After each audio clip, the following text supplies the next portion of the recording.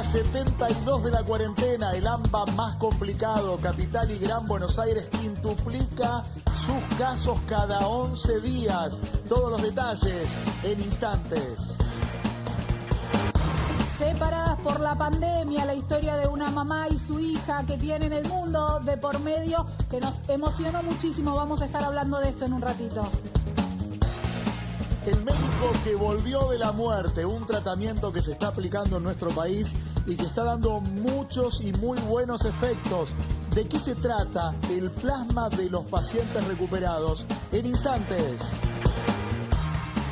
Los barrios vulnerables, una bomba de tiempo. Nuevo barrio, el José Luis Cabezas, en Berizo, aislado por 3 familias contagiadas. Un barrio de 400 familias ya en Quédate. A partir de este momento te invitamos acá en Canal 9 a quedarte con nosotros y a viajar también por el país y por el mundo, Tati, ¿no? Así es, buenas tardes, muy buenas tardes a todos en sus casas. Si te parece, nos vamos rápidamente a Nueva Zelanda con Bernardita. Te contábamos recién en los títulos una historia de una mamá con una hija que no se pueden ver, quedaron una en cada parte del mundo, separadas, pero en contacto también. Bernardita, hola desde Nueva Zelanda. Hola, buenos días desde acá. Hola, ¿cómo estás? ¿Vos te fuiste a estudiar allá, te fuiste a trabajar? Contanos cómo llegaste a Nueva Zelanda. Yo curso el 4º año de enología y me vine hace 3 meses, ya se van a cumplir que me vine 2 meses a trabajar a una vendimia para crear experiencia en el exterior y me venía hasta el 3 de mayo y 3 días antes me cancelaron el vuelo y hace ya un mes, se va a cumplir un mes ahora que yo ya me encuentro varada en Nueva Zelanda. Bernardita, vamos a aclarar una diferencia de lo que está pasando en nuestro país, que todavía sigue, por lo menos en la parte centro, con una cuarentena, un aislamiento obligatorio, y Nueva Zelanda que ya está empezando a salir y a ingresar una nueva normalidad. ¿Cuál es el protocolo allá de uso y de convivencia? En Nueva Zelanda las cosas empezaron más o menos parecido a Argentina, digamos a los mismos tiempos. Lo único que acá se tomaron las medidas muy rápidamente, o sea, los 100 contagios ya declararon cuarentena obligatoria y lo que creo que ayudó mucho a Nueva Zelanda fue que acá la gente respetó muchísimo las normas. Yo no veía a nadie en el centro, mi trabajo sí, yo seguí trabajando, pero mucha gente claramente se quedó sin trabajo, gente de mi misma edad que en diferentes bodegas quedaron sin trabajo. ¿Cuántos días fueron de cuarentena, Bernardita? ¿Cuántos días fueron de cuarentena en Nueva Zelanda? 1 mes y medio, y ya podría decirte que ya hace 1 mes o 3 semanas ya estamos, digamos, en nivel 2, que acá es como el nivel 1, o sea, próximo al pasar nivel 1, que ya sería vida normal. Ya acá no se ve gente con barbijo, el distanciamiento social ya no está, más que higienizarte las manos o tener esos pequeños cuidados, pero digamos que está todo normal. Lo único que sigue cerrada es la frontera, que no salen, no entran aviones. Bueno, justamente por esto es que no podés volver a la Argentina, ¿correcto? Vos tenías fecha de pasaje, fecha de retorno hace bastante tiempo y estás allá con el agravante de que tenés una condición de salud. Sí, yo padezco de epilepsia, si bien yo puedo tener una vida normal siempre y cuando yo cumpla con las reglas que me indica mi médico cabecera. Yo me vine con los remedios por esa cantidad de tiempo, por 2 meses. Cuando me cancelan el vuelo tuvimos que, con mi familia, tengo la suerte de tener familia en Buenos Aires, que gracias a ellos los remedios me llegaron rápido y Cancillería ayudó bastante, pero como te digo, yo no soy la única que está acá en Nueva Zelanda, hay más de 300 varados, hay gente mayor de edad que no tiene por ahí la suerte de tener a alguien que vive ahí cerca de Cancillería para que los remedios le lleguen 2 semanas después, como fue mi caso. Es gente que por ahí vino a visitar a sus hijos por un tiempo y 3 días antes les cancelaron el vuelo, y es gente que está sin trabajo. Seguro, y es desesperante, Bernardita, es desesperante no solamente el aislamiento, la distancia, el no tener un vuelo para poder volver, sino cómo mantenerse y cómo, por ejemplo, comprar medicamentos allí en Nueva Zelanda, ¿no? Sí, es que Nueva Zelanda es un país que funciona muy bien siempre y cuando trabajes. Yo me mantengo gracias a mi trabajo y como te digo, hay gente que ya no tiene trabajo y esa gente está usando la tarjeta argentina que te viene con el 30% de recargo, que es una locura mantenerse así. Nueva Zelanda es un país caro, es muy caro, la salud es cara. A todos, ya casi todos, no tenemos más asistencia médica porque es carísimo renovártela, porque te la tenés que renovar con el 30% de recargo. Este dato que acabas de dar, Bernardita, discúlpame, me parece que está bueno elevarlo como una posibilidad, Tati, que es que hoy por hoy quienes están fuera del país no están haciendo turismo ni comprando seguramente alguna pilchita para volver y estrenarla acá. Están porque se quedaron varados afuera y ese 30% se podría repensar en una situación tan dramática, ¿no? Sí, y tomo también esto que decía de las coberturas médicas, que son coberturas que suelen durar 3 meses en el exterior. Me parece que con quienes quedaron varados se puede evaluar algún tipo de excepción para que sigan teniendo asistencia en estos momentos tan difíciles que están atravesando. Sí, es, a ver, el gobierno neozelandés acá se portó muy bien. O sea, a vos, ellos corroboran que vos no tengas ningún ingreso y en cuanto ven que no tenés ningún ingreso te empiezan a dar voucher de comida para mantenerte por semana. En mi caso la embajada me dijo que si yo me quedaba sin trabajo y no tenía más ingresos me podían conseguir alojamiento gratis. O sea, el gobierno neozelandés se encargó demasiado de nosotros. Bien. El tema del gobierno de Argentina, que es nuestro propio gobierno, que ellos corroboran que vos no tengas nada a tu nombre, digamos, en Argentina, y si vos no tenés nada a tu nombre, recién ahí te ayudan, pero si no te ayudan. Y como te digo, acá hay gente grande que claramente tiene sus casas. Bueno, por eso elevamos el pedido de excepciones que seguramente con una cuarentena tan alargada, no acá solamente, sino en el mundo, obviamente empiezan a surgir. Bernardita, te propongo algo, que viajes sin viajar. Sí. Vamos a invitarte a comunicarte con alguien muy, muy querido por vos y que sé que están en contacto de la manera en que pueden. Marcela, ¿estás ahí en Mendoza? Hola, ¿cómo estás? ¿Cómo va? Buenas tardes, salúdense ustedes. Hola, Isa. Hola, mami. Qué linda, por favor. ¿Hace cuánto no se hablaban, no? ¿Hoy hablaron? Bueno, no. Gracias a Dios la tecnología nos permite estar en contacto. La diferencia de horarios por ahí lo que cuesta, pero nos hablamos, estamos en contacto. Igual, siempre. Marcela, me imagino la dificultad de tener una hija tan lejos en este momento, de no poder cuidarla uno, de no saber qué le pasa, incluso con la diferencia horaria que hay, como decías vos recién con Nueva Zelanda, uno debe querer tenerla más cerquita y poder saber que está cuidando a sus patitos. Sí, la verdad que... Bueno, Bernardita, por lo que hemos estado hablando, ha madurado mucho en este tiempo. Ha sido, o sea, la veo tranquila, aplomada. La verdad que eso ha sido una tranquilidad también enorme para mí, para poder sostener esta lucha mía y de todos los padres que estamos queriendo traer a nuestros hijos, que se fueron a hacer lo mismo que está haciendo Bernardita allá. Entonces, verla a ella tranquila, verla a ella en paz, a mí me da... Si yo la viera desesperada sería tremendo. Pero no, seguro, bueno, están comunicadas, están contactadas, pero Bernardita seguramente, por como te veo a la distancia, pero entiendo tus gestos, extrañas lo mismo que Tati y yo acá en Buenos Aires respecto de amigos y familiares, ¿no? El abrazo, poder estar cerca y poder abrazar. ¿Cómo se vive desde tan lejos esa imposibilidad que nosotros vivimos acá, pero tal vez un poquito más cerca de espacio? Sí, la verdad que los 2 primeros meses fueron muy difíciles para mí. Mi mamá cree que estaba tranquila, pero yo trataba de mostrarle esa tranquilidad para que ella no se desespere, porque sé que si nosotros estamos mal, ella se viene abajo con nosotros.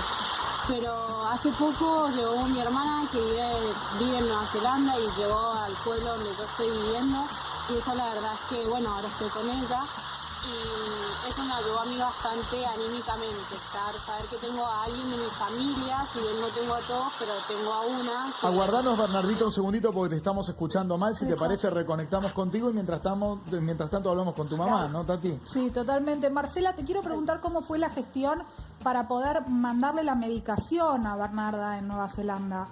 Bueno, cuando ya vimos que el vuelo no iba a salir, me contacté con Cancillería, bueno, nosotros tenemos el doble problema de que estamos en el interior, ¿no? Y todo cuesta el doble estando en el interior.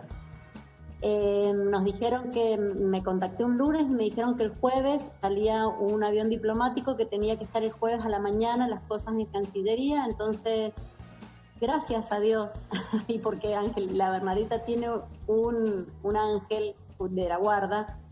Mi hijo en ese momento estaba en Buenos Aires, un hermano de ella, y tengo otra hija que vive en Mar del Plata, neuróloga. Se movieron, consiguieron los medicamentos y en el término de 12 horas estaban llegando los medicamentos a Cancillería. Yo desde acá no los hubiera podido mandar nunca a tiempo. Clarísimo. Así que eso hizo que ella se contactara con sus remedios.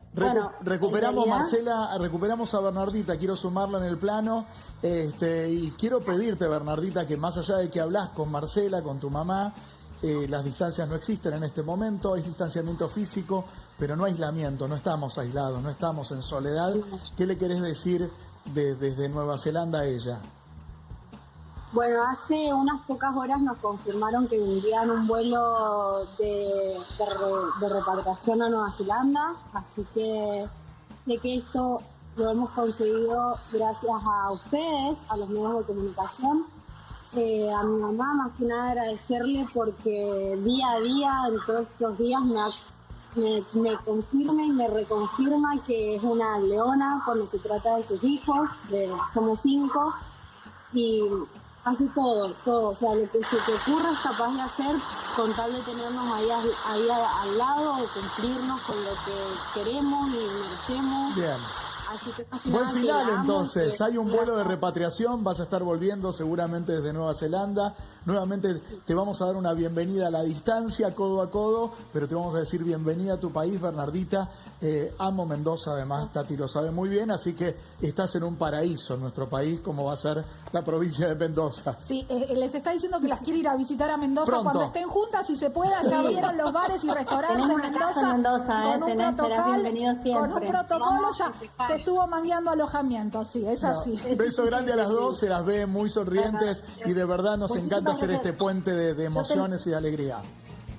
Un segundo, gracias a ustedes y nada, más que nada decirles para cerrar. Esperen que están hablando las dos, Bernardita primero y después Marcela, que quería agradecer a alguien. Bernardita, dale. Yo más que nada, el vuelo que se va a hacer ahora son 240 personas y nosotras somos más de 300. Por lo tanto hay gente que se queda. Yo más que nada, yo no sé si todavía estoy en esa lista o no, espero que sí, obvio.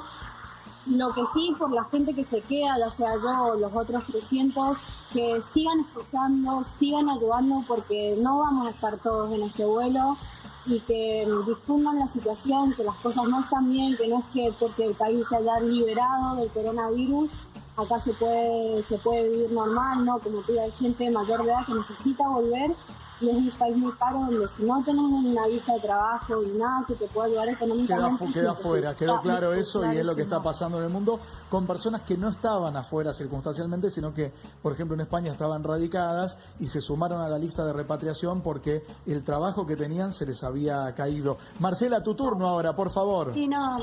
Primero esto que dice Bernardita, que es importante que no nos olvidemos, seguramente va a haber gente que quede y van a ser muy poquitos, va a ser difícil que vaya otro vuelo prontamente. A esa gente hay que ampararla, el gobierno tiene que pensar en cuidarla, en extenderle los seguros de salud, en sacarle el 30%, esto es muy importante para la gente que se queda porque le va a dar mucha tranquilidad. Eso, y por otro lado agradecerles a ustedes, a los medios que nos han ayudado, que no nos dejaron solas en esta cruzada enorme. Y bueno, yo te espero, hija, rápido. Ahí va. Un abrazo grande a las dos, de verdad. Tienen una sonrisa que contagia esa alegría y esa esperanza, que son dos cosas que necesitamos en este momento, especialmente para dividir entre todos, ¿viste? Que pese menos la cuarentena. Bueno, si le ponemos esa garra va a pesar mucho menos. Un beso grande. Bueno, muchísimas gracias. Enormes gracias. Beso grande. Ojalá se puedan estar abrazando muy prontito. Bueno, continuamos con Quédate acá en Canal 9. Lo hablamos acá específicamente, tuvo que ver en algún momento con la crisis en el barrio Mujica, en el barrio 31 de Retiro, la falta de agua, luego se resolvió, hubo una falta de obras que debía hacer el gobierno de la ciudad y en el medio una polémica que se desató, finalmente eso quedó atrás. ¿Hay faltante de agua en otros barrios? ¿Cómo está esa situación? Digamos también que es un gobierno recientemente asumido hace apenas 5 meses y un poco más, que se encuentra con un cuadro de situación y en base a eso empieza a resolver puntualidades momento a momento, ¿no? Una necesidad esencial que nadie discute. Todos tenemos derecho a tener agua en nuestra casa, a higienizarnos, a tomar agua potable. Y para charlar de esto te invito al living, Vamos, si te parece, con Malena Galmarini, presidenta de AISA. Buenas tardes, ¿cómo va? ¿Bien? De lejos, Sí, con nos esta vamos nueva a ver realidad. De lejos. A los codazos. A los codazos. ¿Cuál es la zona, digamos, más preocupante hoy por hoy para la empresa AISA en relación al suministro de agua? Claramente hoy, si bien para nosotros es importante todos aquellos barrios que no tienen agua potable, hoy lo más importante o la prioridad está puesta en los barrios vulnerables. Sí. De todas maneras, cuando uno vive una pandemia, a mí me cuesta decir me importa más esto o me importa más aquello, porque todos tenemos derechos, todos estamos en riesgo, así que nos importa primero garantizar y sostener un servicio, como decía Tati, tan esencial como es el agua potable en aquellos lugares donde llegamos. De la capital federal y los 26 municipios del conurbano bonaerense que tenemos dentro del área de concesión, hay 14 millones de usuarias y usuarios. De esos hay 10 millones que tienen red, que manejamos, que operamos, que mantenemos nosotros. Hay 2 millones aproximadamente que tienen redes desvinculadas de AISA, Bien. como pueden ser los barrios de la capital federal. Es un universo grande. Vamos a Mucho. desagregar. Y hay 2 millones Sí. que no tienen red. 2 millones. Hay aproximadamente 2 millones de usuarios y usuarias que todavía no tienen red. Es difícil decir que no tienen agua, porque los seres humanos no vivimos sin agua. Claro, no Entonces, buscan aguas de lo otra que manera. hacen es tienen acceso- acarrearla. ¿No? La Estábamos llevan. hablando de esto justamente Sí. antes de empezar el programa, si se podía saber cuánta gente no tenía acceso directamente al agua potable. Nosotros decimos que es aproximadamente porque en el último censo, en realidad en la sucesión de censos que se fueron haciendo, no es tan específico lo que se pregunta, entonces es bastante más complicado. Por esto que te digo, hay un montón de gente que tiene agua, por ejemplo, de pozo, o sea, que tiene agua de calidad, pero que no tiene red, y entonces es más difícil saberlo. Ahora estábamos trabajando en una propuesta para el INDEC, para el censo que este año no se va a hacer, lo haremos el otro, para tener mucho más detalle, información más acabada para poder trabajar en ese sentido. Sin información siempre es más difícil trabajar. Vamos de lo general a lo particular. ¿Se puede Dale. explicar qué pasó en el barrio 31? Digo, en su momento el llamado de Ramona que nos conmovió, que difundimos, y luego un cabeceo de responsabilidades donde yo no entendía cuál era el problema y quién lo tenía principalmente. Es como te decía recién, hay muchos barrios que se llaman desvinculados. Quiere decir que las redes adentro de esos barrios estén en buenas condiciones o malas condiciones, igualmente no las supera AISA. Esto es lo que pasa, por ejemplo, en el barrio Mujica, en la 1114, en la 2124. La urbanización es del gobierno de la ciudad y ellos tienen que proveer. No necesariamente, digamos, en el gobierno, en el conurbano bonaerense también sucede. Los barrios cerrados tienen red, pero no las opera muchas veces AISA, porque Claro. tienen sus propias plantas, sus propios pozos, tienen la manera de administrarlo. ¿Qué sucedió en el barrio 31? Se venía haciendo una obra ya desde el año pasado, se hizo como correspondía, un troncal importante de 1 metro de diámetro que circunda casi todo el barrio. Llevaron el agua hasta el barrio nuevo, que está en la zona de IPF, al lado del Ministerio de Educación. Y luego no se terminó la obra, no se hicieron los empalmes entre ese troncal nuevo y la red interna del barrio. Una red que, si bien están mejorando, si bien están trabajando, bueno, no es tan fácil trabajar adentro del barrio, hay que romper mucho, ¿no? De lo que tienen las redes de agua y de cloaca es que están abajo de la tierra, abajo del asfalto, abajo de las veredas. Y no hay una urbanización además de La cuadrículas. traza, claro, la traza es difícil. Si bien en el barrio 31 está bastante ordenado, muchas veces la traza no es la que nosotros conocemos en los barrios abiertos. ¿Qué demora tenía esa obra? Y esa obra Mira, estaba desde el año pasado con la posibilidad de hacer los empalmes, no se hicieron. En enero nosotros ya habíamos tenido una conversación con el gobierno de la ciudad. No sé si se acuerdan, a principio de enero que hubo un par de semanas de mucho calor. Ahí también, por la necesidad, usaron más el agua, entonces bajó la presión. Nosotros fuimos a asistir, como hacemos siempre, con agua envasada y con camiones cisterna. Sí. Nos juntamos con el equipo de la ciudad, les dijimos que era necesaria terminar la obra. Por diversas razones que ellos tendrán que explicar, no lo hicieron y cayó la pandemia. Y la verdad es que cuando empezó a surgir no solamente el reclamo de Ramona, sino de muchas otras organizaciones, de vecinos a lo mejor no organizados en una sociedad de fomento, en un comedor, hablé con Horacio Rodríguez Larreta, le dije, mira, entiendo que estás con mucho problema y en tren de ayudar le dije que yo podía empujar a su equipo para que hicieran la obra. ¿Hay buena relación? Tengo relación, nosotros somos muy amigos, independientemente de la diferencia ideológica. Lo conozco a Horacio y a Bárbara, mujer, hace mucho, los quiero mucho, sé que son buenas personas. Pero más allá de la amistad en la coyuntura, ¿se puede trabajar como? Nosotros estamos trabajando, independientemente de ese ruido que vos decís sobre el final, que a mí son ruidos que no me gustan. Ese mismo día fallecía Ramona a la mañana y nosotros ese mismo domingo por la tarde estábamos abriendo las válvulas de AISA para que ingresara con más presión el agua, y el ruido que hubo del gobierno de la ciudad diciendo que era un problema de AISA, yo hasta ahí no había hablado demasiado porque no me gusta el ruido político. Cuando nosotros hacemos ruido, invisibilizamos más todavía los problemas de la gente. Pero yo necesitaba cuidar a mi empresa, a los trabajadores que estaban en el barrio hacía muchos días trabajando cuando no tenían la obligación, ¿no? Y lo que hice fue poner las cosas en su lugar. Terminado eso, seguimos trabajando. Hay que trabajar en la 1114, en la 2124, estamos yendo. Aclarado el punto. Recién hablábamos de Ramona, y Ramona le puso cara a números de los que veníamos hablando, cantidad de contagios, a muertos. Ramona le puso cara a la situación en los barrios vulnerables. Si te parece, quiero que conozcamos a Rosa. Está nuestra compañera Agustina Díaz en Fátima con Rosa, también una referente del barrio. ¿Cómo están? Aquí estamos. Esto es Villa Soldati, lo que se ve de fondo es la cancha de San Lorenzo. Estamos en el barrio Fátima, exactamente, Tati, como decíamos. Y vamos a conocer cuál es la situación en este barrio. Uno de los barrios vulnerados, tal vez habría que decir más que vulnerables, en la ciudad de Buenos Aires. Según el gobierno porteño, los casos confirmados hasta el día de hoy en este tipo de barrios son 3.518. Acá en Fátima se confirmaron ya 8 casos según la información oficial. Rosa, ¿cómo estás? Bien. Buenas tardes para todos. Buenas tardes. Acá estamos en Villa 3 Fátima. Buenas tardes. Rosa, contanos Rosa, un ¿y cómo está la situación de estos que decimos 8 personas contagiadas? Para nosotros no solamente hay 8 personas, porque a ninguna de las personas se le hicieron el testeo del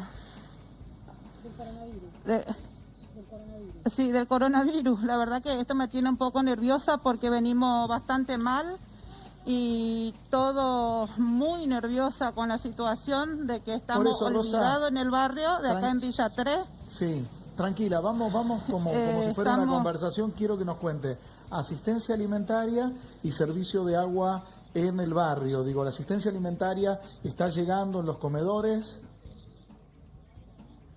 No, en este momento no, nos falta comida porque cada día hay más gente. A nosotros nos bajan para 140 personas, tenemos 235 personas que le estamos dando y nos falta, hay mucha gente que está en lista de espera, que le estamos dando la comida, si es que llega a sobrar le damos, y bolsones de mercadería que nos sobra del comedor, y con donaciones, todos los muchachos que nos conocen, que estuvieron acá trabajando con nosotros, los abogados, los psicólogos, ellos nos están trayendo arroz, fideos, para poder agrandar la olla. Rosa.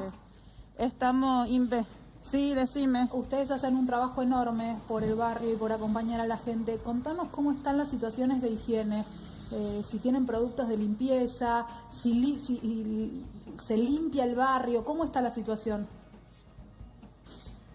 No, en realidad no tenemos nada, porque en el comedor nos bajan 5 litros de lavandina y 2-3 jabón en pan, y con eso no tenemos que arreglar. Y en cada centro, en cada lugar no hay nada. Rosa, en el servicio de agua. Rosa, respecto de eso, ahí está lo que pregunta Luis, del servicio de agua, que decías que hay manzanas que están sin agua.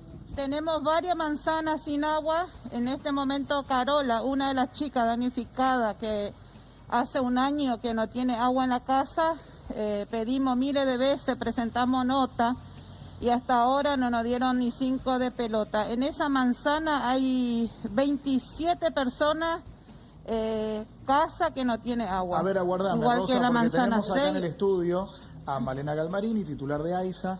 ¿Hay posibilidad de, digamos, de resolver el problema de este lugar o no corresponde a ustedes?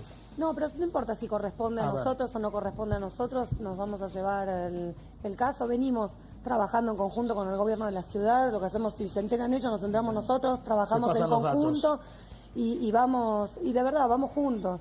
Claro. Vamos juntos, nosotros estamos haciendo todo el apoyo técnico para que se pueda realizar. Son redes, como te decía hace un rato, o muy viejas, muy difíciles de mantener, muchas veces muy intrusadas, muchas veces lo que en el barrio se dice pinchadas. También es cierto que cuando van creciendo las viviendas hacia arriba, si no tienen tanque cisterno, no tienen bomba, no llega por una cuestión de presión y no se puede dar más presión porque si no se rompen las redes, pero estamos trabajando. Yo voy a hablar, vamos a hablar con el gobierno de la ciudad, nos vamos a llevar las manzanas y la casa de la vecina esta que habla, que nos, en la manzana Rosa. En la manzana, sí, en la manzana 5, manzana 7 y 6, y la manzana 3 también hay un ramo que tampoco entra, o sea que tiene razón lo que está diciendo, porque la gente va creciendo y no están, tienen, cada día crecen más para arriba y eso no abastece. Nosotros también lo entendemos, pero necesitamos la presencia del gobierno. Bien, que Rosa, venga y que calmen a esos vecinos. Manzana 5, 7, 13 y 6, ya las anotamos además porque... Ahí me la están manzana 6. 3 y 6. Bien. 6. Ahora salimos de acá y hablamos con el gobierno de la ciudad para ver cómo porque vamos. Porque también hay un punto, Malena, donde creo, a ver, la pandemia, y la incluso a Rosa y a Tati, nos desnudó en un montón de vulnerabilidades. Digo, cuando hay un barrio que se va conformando como se puede, con los recursos que se puede, con el ladrillo que se puede comprar, no todo está tan impecablemente armado como para que todo funcione impecablemente. ¿Es así? No, absolutamente. Yo creo que no lo desnudó, creo que lo puso en mayor relieve. Todos sabemos que vivimos en una Argentina muy desigual y a veces algunos se hacen los distraídos. Es más fácil mirar para el costado. Yo no voy a cargar tinta hacia nadie, pero todos sabemos que vivimos en esta Argentina donde una pandemia, un virus es muy igualitario porque nos puede agarrar a todos. La desigualdad empieza cuando vos tenés las herramientas o no para resolver lo que está pasando. Luis, Malena, permítame despedir a Rosa, agradecerle a Agustina, nuestra compañera en Villa Fátima. Rosa, de corazón, que se resuelva pronto, que llegue la comida, los productos de limpieza, que Malena pueda ayudar a resolver la situación del agua porque es un derecho que tienen. Les mandamos un beso enorme. Gracias, muchas gracias. Sí, Agustina va a tomar el teléfono. Le vamos a pedir a Agus, si nos está escuchando, que tome el teléfono de Rosa para que se puedan hacer las gestiones. En lo que se puede ayudar está buenísimo. Ayudar, me gustaría preguntarte, Malena, cómo se hace, porque Rosa es un caso de un montón de casos que te deben llegar por día y debe afectar en lo personal también. Es doloroso, a nadie le gusta que la gente le esté pasando mal en un momento tan difícil. Y es doloroso, y a veces además es muy frustrante no tener la posibilidad de resolverlo. Yo siempre digo, hace muchos años que hago política, tuve la oportunidad de estar en espacios donde uno podía resolver algunas cosas y otras no. Y muchas veces me fui a dormir en mi casa llorando o angustiada, con la sensación de no llegás, no se puede, pero Pero nada, me levantaba el otro día, me levanto muchas veces al otro día diciendo, si yo bajo los brazos, ¿qué le queda a Rosa? ¿No? Ahora o a la vecina de Rosa. Claro, Entonces, cambió todo el escenario familiar. Me imagino ustedes el año pasado en pareja con Sergio Massa, titular de la Cámara de Diputados, y este año, donde a 5 meses de asumir, cada uno en sus funciones, cae una pandemia en un país que, como siempre digo y lo reitero, no era ni Suiza, sino que era la Argentina, con 27 meses de retroceso económico, con caída industrial, con caída del empleo, y encima la pandemia. Digo, el peor muy escenario, y qué se puede aprender y qué se puede mejorar en este contexto. Mira, muy difícil, la verdad, muy difícil. Porque, como vos bien decís, llegamos a un país que estaba quebrado. Y cuando uno había planificado un montón de cosas para ver cómo salíamos, te cae la pandemia a los 2 meses, porque digamos, más allá de que la cuarentena fue a partir de marzo, nosotros ya en enero, febrero estábamos todos viendo que esto se venía, porque estaba sucediendo en otros lugares del mundo, y te hace cambiar todo, ¿no? Te cambia las prioridades, te cambia las planificaciones. Digo, en términos de la empresa no envasa agua. AISA es una empresa que manda muchos litros, muchos metros cúbicos de agua por minuto a una red. Y sin embargo, nos pusimos a envasar agua. Compramos bidones y empezamos a envasar primero agua potable y después hicimos un acuerdo con la empresa que nos vende, el proveedor que nos vende el cloro, y nos está dando lavandina y estamos envasando lavandina y vamos a los barrios y entregamos agua. Y bueno, así se hace. Yo creo que por un lado es seguir con la planificación a mediano y largo plazo. Por eso ayer pusimos en marcha nuevamente una obra que estaba parada, como es la tunelera EVA, que la inauguraron ayer. Inauguramos ayer este primer tramo del río subterráneo sur, que es un sistema mucho más grande, son 10 obras complementarias que va a llevar $1.000 millones, todo el sistema, pero que es sumamente importante. Esa obra lleva unos 5 años, pero si no hacemos ese río subterráneo no vamos a poder llegar después a las casas de los vecinos. Y como digo, esa obra es enorme, mucha plata, mucha gente trabajando, empresas también internacionales, porque son obras de nivel internacional. Pero si cuando Rosa abre la canilla no sale el agua, son obras que trascienden un gobierno. No quiero despedirla sin meterla en un tema que no es suyo, pero sí como dirigente política. Esta semana, bueno, se estableció un nuevo neologismo que es infectadura.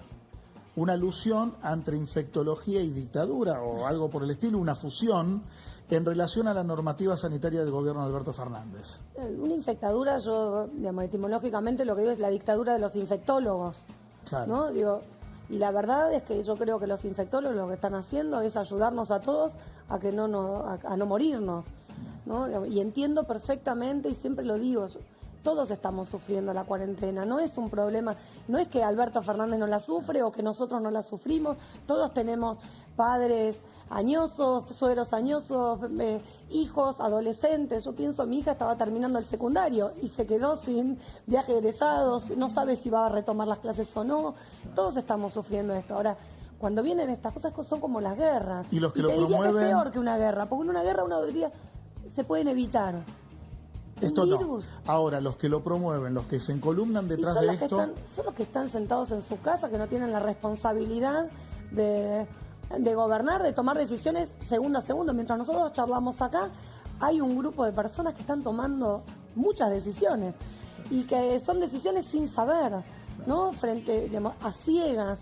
Y entonces yo en eso quiero reivindicarlo. Escuchaba hace un rato, antes de comenzar la nota, a Marcela y a Bernardita lejos, Marcela acá, sumamente importante, pero yo doy fe de todo lo que trabaja Cancillería, el Ministerio de Transporte, Migraciones, para traer a todos los argentinos. Habían entre 30 y 40.000 argentinos dando vueltas en el mundo, todas las fronteras cerradas, no las nuestras. Claro. Hay países que no dejan que ni que entre nadie ni que salga nadie. Es muy complejo. Parece una obviedad, ¿no? Pero está bueno recordar, Malena, que digamos no es una creación de Alberto Fernández el coronavirus, ¿no? Claro. No es una estrategia política para este tiempo, sino que es algo que ocurre en todos los países. Muchísimas gracias. Muchas gracias a usted. por la visita y de antemano por la ayuda en Villa Fátima a Rosa y a los vecinos. Gracias, Tati, gracias. Muchas gracias. Por favor, continuamos hablando de los barrios vulnerables porque obviamente es una zona que nos preocupa. En realidad son muchas zonas. Estamos hablando de 165 comedores en Capital Federal y 1.800 barriadas en el conurbano bonaerense. Estamos comunicados con Mariana Marcos, investigadora, especialista del CONICET, que nos va a aclarar y nos va a contar un poco cómo es la realidad en los barrios y en los asentamientos. Hola Mariana. Hola, ¿qué tal? Buenas tardes, ¿cómo están? Buenas tardes, bueno, muchísimas gracias por acompañarnos.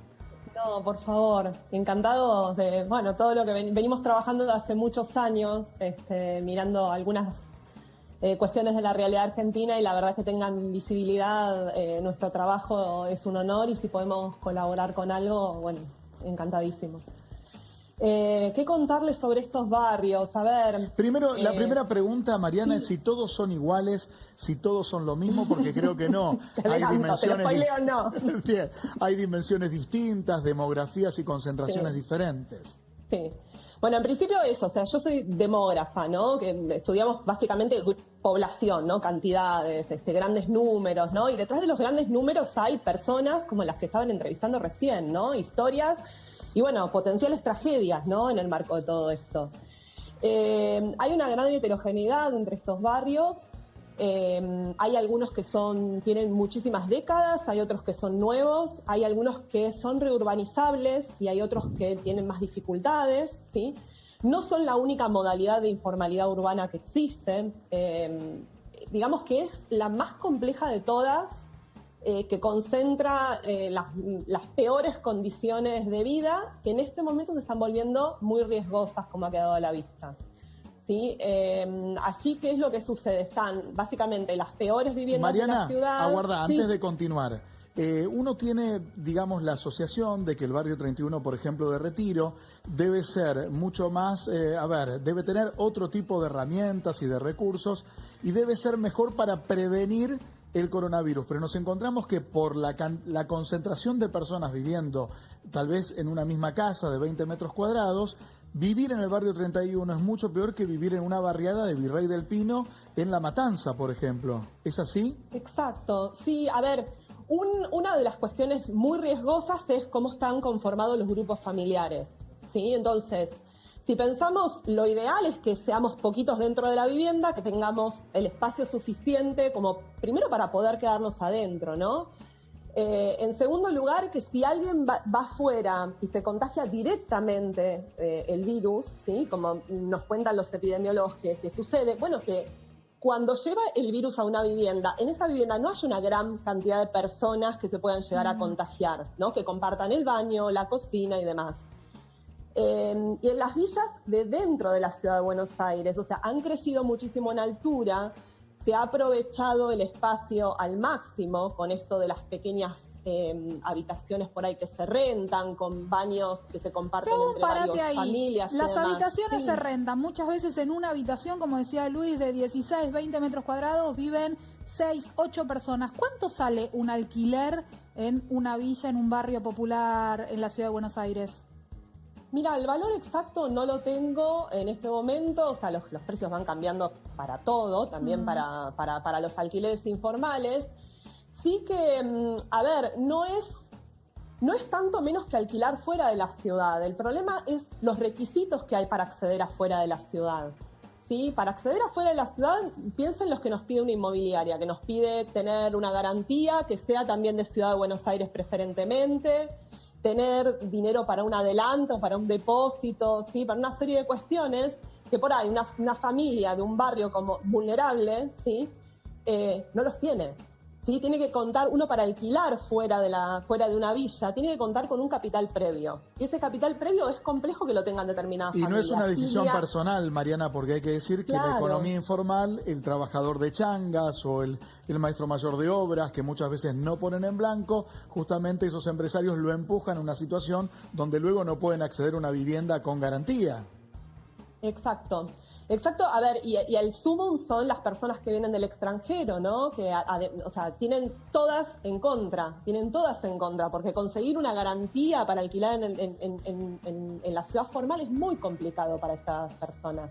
Muy compleja la situación en los barrios. Mariana, sí, te agradecemos muchísimo por compartir un poco con nosotros cómo se vive y las particularidades, porque como decía Luis, no es lo mismo un barrio en el centro de la capital federal que un asentamiento más aislado en la provincia de Buenos Aires. Exacto, exacto. Y bueno, lo que contaba Malena, ¿no? Que uno dice, bueno, tener agua. Yo uso las fuentes como las que nombraba Malena, uso las fuentes, no sé, que produce el Instituto de Estadística. Ahora, hay particularidades, ¿sí?, de esa ciudad informal, porque el problema acá es la informalidad laboral, en la tenencia del suelo y demás. Por ahí el agua llega al barrio, pero después las conexiones internas son informales. Después las familias, que muchos trabajan en construcción, con lo cual tienen habilidades, hacen las conexiones internas del barrio. Sí. ¿Cómo pueden? Entonces, por ahí lo que llega a la puerta del barrio a veces es agua potable, ¿sí? Es el agua de red. Ahora, claro, pero hay que ver cuál sale por la canilla. Claro, clarísimo. Es otra historia. Mariana, gracias por estos minutos y por ponernos en situación, porque seguramente cada quien ve la vida según cómo vive en su propia casa, pero la vida es bien distinta para cada uno de los argentinos. Un gran abrazo. Abrazo para ustedes y gracias. Bueno, en un ratito, Tati, si te parece, para que veas lo móvil de este panorama, de este paisaje del coronavirus, Israel y Portugal estaban dando cátedra de buen desempeño en la contención, pero ¿qué pasó? Hubo rebotes en los dos casos. Rebotes en Israel y Portugal, y un caso que nos pareció muy interesante para compartir, un médico chileno que estaba muy mal, se había despedido de sus familiares, pero se salvó. En un ratito chiquitito, así, quédate.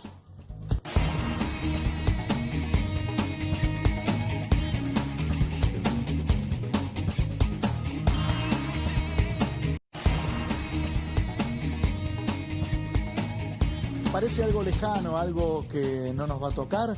Eso es lo que puede llegar a pasar por tu cabeza cuando ves que los casos están controlados en nuestro país, pero no siempre pasa eso, ¿no, Tati? No, Luis, quiero que conozcas a Andrés Mesa, porque es chileno, es médico, la pasó muy mal y él te lo cuenta. Extrañamente, ayer me estaba muriendo y hoy me siento casi mágicamente muy bien. Si no es el suero, pero el mundo, ¿qué? Magia, realidad, un tratamiento terapéutico que puede aplicarse para todos y en todos dar el mismo resultado. Está con nosotros Andrés Mesa desde Chile. Muchísimas gracias, Andrés, por recibirnos. Hola, buenas tardes. Lo escucho súper lejano. ¿Ustedes me escuchan bien? Perfecto. A ver si podemos mejorar nuestra llegada, Andrés. Te vemos ya totalmente recuperado. Sí, yo me siento muy bien. Me canso un poco de repente en ciertas circunstancias, pero estoy muy bien. Para como estuve, la verdad es que estoy muy bien. ¿Cuándo comenzó esta travesía del coronavirus? ¿Cuándo tomaste contacto con el virus y cuándo fueron los primeros síntomas más fuertes? El 18 de abril, atendiendo a una colega doctora que estaba contagiada por COVID, pero todavía no lo sabíamos. En ese momento le tomé la PCR, le hice una licencia médica y estuvo muy cerca mío y tosió muchas veces. A pesar de que estábamos con los elementos de protección personal, luego comienza a los 3 días mi cuadro. Para ir por un dato, Andrés. Para muchos que ambos con tapabocas se acercan diciendo el tapabocas me protege, hay que entender que además del tapabocas hay que tener una distancia de 1,5 metros. Claro, mínimo. O sea, este virus es mucho más fuerte de lo que pensábamos. En ambientes cerrados se dice que puede estar flotando hasta 8 horas dentro de un ambiente cerrado. Entonces, claro, una mascarilla de calidad quirúrgica, que era la que estábamos usando nosotros, no fue suficiente. El virus pasó como si nada. Andrés, vos dijiste literalmente, sentías que te estabas muriendo. En ese momento, el peor en el que cursaste la enfermedad, ¿qué es lo que sentías físicamente? Un dolor y un malestar extremo. Me costaba respirar, sentía que me faltaba el oxígeno, me dolía todo el cuerpo, no tenía nada de energía para poder moverme. Y yo pensé varias veces en ese momento que yo me iba a morir. ¿Te despediste de tu familia?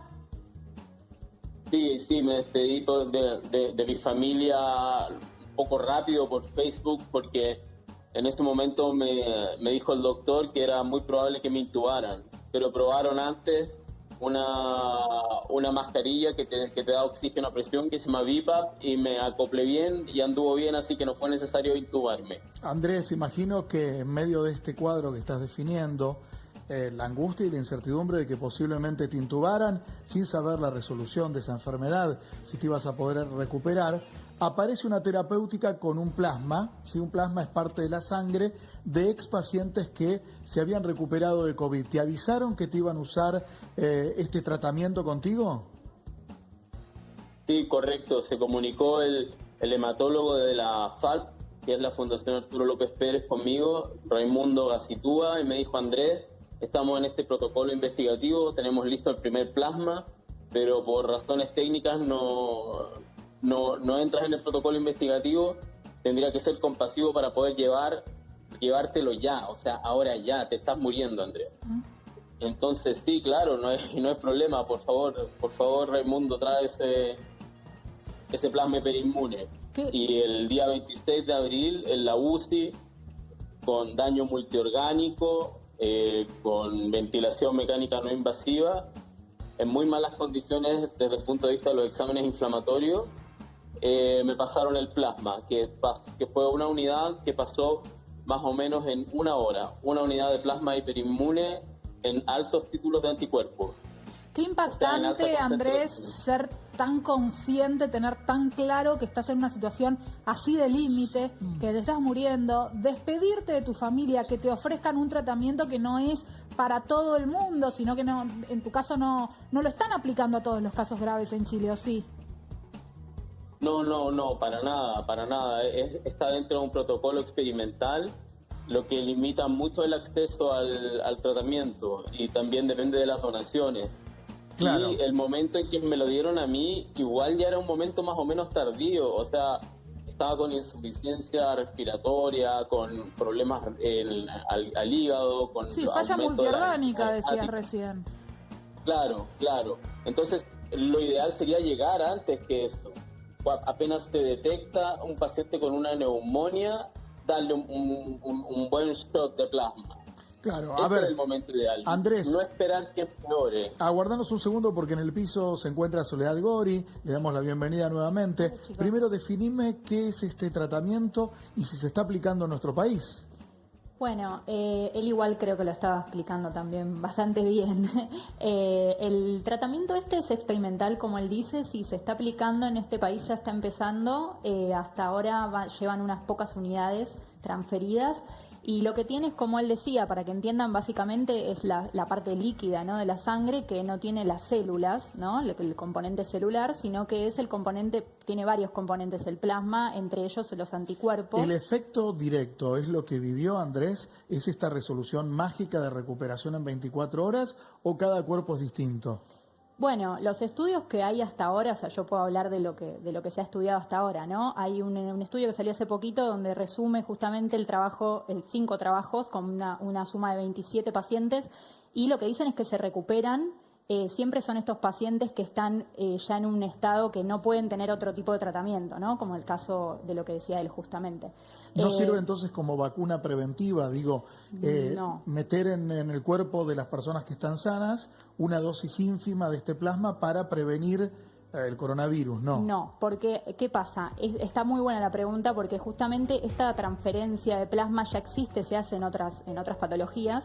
Por ejemplo, en la fiebre hemorrágica argentina se implementa, y en realidad tiene una duración, la duración que tienen esos anticuerpos. Los anticuerpos en sangre, como mucho los que más duran 20 días. Entonces no es algo preventivo, porque si no tendrías que estar todo el tiempo dándole transfusiones o transferencias de plasma, ¿no?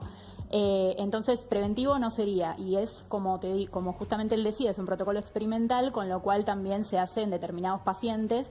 Lo que es muy importante es que tiene que haber donación de pacientes que estén recuperados, ¿no?, que ya sean negativos para el virus, que puedan donarlos, y después los mismos centros van a hacer la selección de cuáles sirven y no, porque depende del título de estos anticuerpos que tiene. ¿Por qué no se está aplicando, Sole, masivamente esto? ¿Porque todavía está en estudio o porque hay poca cantidad de donaciones? Está en estudio y además obviamente se está haciendo el biobanco, que es muy importante, el Hospital de Clínicas es el que lo está llevando a cabo toda la administración, pero se puede donar en varios lugares. Se está pidiendo que personas que hayan pasado por coronavirus se presenten a donar sangre. Sí, y es una plasmaféresis que lo que hacen es como una máquina que te saca la sangre y ahí mismo, bueno, ahí están pasando, justo estamos acá están los datos, no sé si se leen bien, pero ahora los ponemos igualmente en el Zócalo. Es justamente para poder, si querés donar, es ahí donde te tenés que comunicar.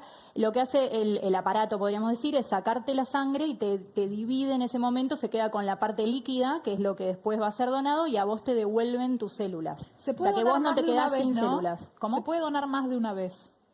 ¿En general decís vos o por sí, tengo entendido algún caso de paciente recuperado que haya donado más de una vez. Si no me equivoco, Marisol San Román, con quien hablamos en algún momento, yo creo, me puedo estar equivocando, pero creo que donó 2 veces. La verdad que no lo sé, no te puedo confirmar eso, pero sí, los requisitos básicos son estar recuperados entonces y ser negativos, o sea, estar bajo de alta, y menor de 65 años. Después hay varios requisitos más, pero bueno, es mejor que se comuniquen directamente. Bien, vamos a volver que todos los enfermos recuperados donen, es importantísimo, sí, ¿no? o que no hayan estado en un estado ni de gravedad, ni tampoco con altos cuadros de fiebre, pero hayan detectado que fueron asintomáticos. En el caso de Andrés, la historia es la página que todavía en Argentina, Andrés, parece que no queremos ver. Como hay pocos casos, porque está contenido, hay hasta grupos o sectores que están presionando para que la cuarentena se rompa. ¿Vos qué opinás desde Chile? Bueno, en Chile fue cosa de semanas, estábamos bajo el mismo pensamiento y en 3 semanas se nos disparó la curva hacia arriba, saturamos el sistema de salud y en esa estamos. La estamos pasando muy mal desde el punto de vista de los servicios de urgencia y las unidades de pacientes críticos. Ya hay lugares que no es que estén al 87% o al 90%, hay lugares que están al 200%, que han tenido que duplicar sus camas de pacientes críticos para tratar de contener esto, y aún así no lo estamos logrando contener y se nos están disparando las muertes todos los días. Colapsó el sistema sanitario en Chile y Andrés, muchísimas gracias por compartir tu caso. Nos parecía importante abrirlo, que llegue a la gente porque la pasaste muy mal realmente, te salvaste, cada uno cree lo que cree, en la medicina principalmente, y te mando un beso grande, gracias por compartir tu experiencia. Gracias a ustedes, y quizás es la oportunidad de que a ustedes los pille prevenidos con unas unidades de plasma si es que llegan a tener el problema que tenemos ahora en Chile. Buenísimo, Andrés, gracias por este contacto y gracias por tus palabras, porque hablan exactamente de la situación de un país muchas veces valorado por algunos de aquellos que hoy por hoy están proponiendo romper la cuarentena. Me permito hacer un comentario personal. Cuando uno quiere ir en contra de algo, tiene que proponer una alternativa, porque es curioso que los anticuarentena, antivacunas y antiderechos no presenten alternativa. Y es una locura en algún punto, porque seguramente quienes tengan más recursos van a poder enfrentar de distinta manera una enfermedad tan grave.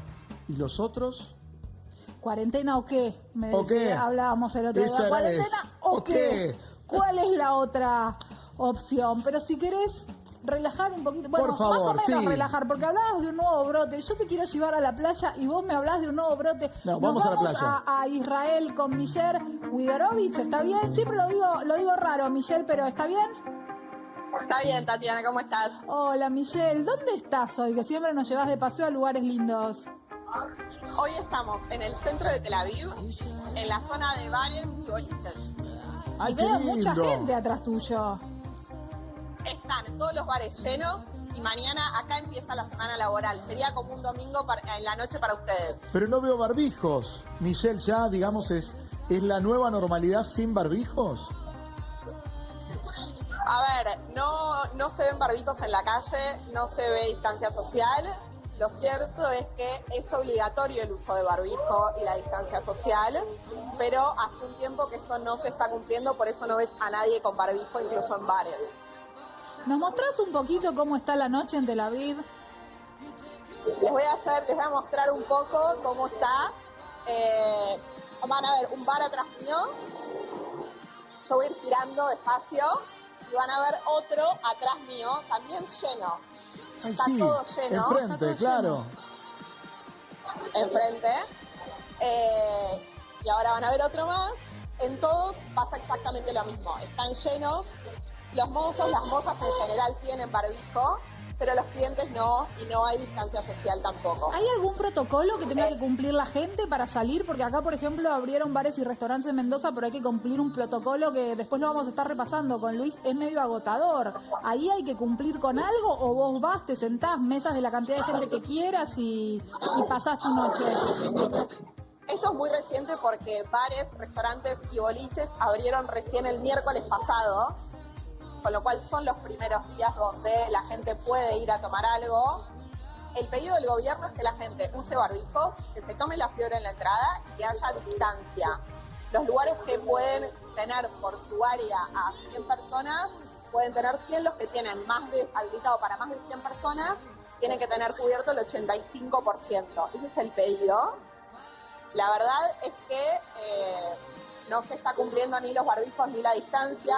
Incluso los boliches, lo que pasó fue que al principio lo permitieron, después el gobierno dijo que no. Los boliches abrieron con la idea de poner mesas y sillas y finalmente hubo música, Desistieron. no sé si están viendo en pantalla las imágenes, pero hubo boliche normal, digamos, con lo cual es un tema, sobre todo porque las consecuencias que pueda tener esto se van a ver recién en 10 o 15 días. Seguro. ¿No? Ahora. Michelle, hablando de eso justamente, 17.000 infectados, 284 víctimas fatales en Israel, y las playas que se abren, digo, también con un protocolo. No, las playas se abrieron hace más o menos 2 semanas. Lo que se pide es lo mismo, distanciamiento, barbijos, en el caso de los baños que se desinfecten a cada hora y que la gente que entre, hay alguien de seguridad en la puerta y le toma la fiebre a cada persona que entra con barbijo, pero las personas que están en la playa están todas juntas, no hay barbijos y no hay otros controles. Lo que pasó ahora, entre ayer y hoy, es que hubo un rebrote de casos en Israel. Sí. Veníamos de varios días de entre 5 y 15 casos. Ayer hubo 115 casos, hoy hubo 25. El 80 de estos casos vienen de escuelas. De una escuela específicamente en Jerusalén donde hubo contagios. Entonces Sí. Netanyahu dio una conferencia hace un rato y lo que pidió es que, o sea, se cierran las escuelas que tienen casos, pero lo que él dijo es, no sabemos todavía si esto es una tendencia o fue algo Michelle, aislado. la gimnasia de la Sí. que hablas se llama, la escuela, se llama Gimnasia Reavia en Jerusalén. Ahí hay una cantidad de estudiantes, 678 estudiantes que van a ser justamente testeados. Es una situación complicada, pero Israel hace 4.000 test semanales, así que te agradecemos muchísimo este contacto desde allí. Nos iluminaste los ojos con un poco de noche y un poco de bares, ¿no? Me alegro. Sí. Acá ya casi todo, ya está todo abierto, digamos.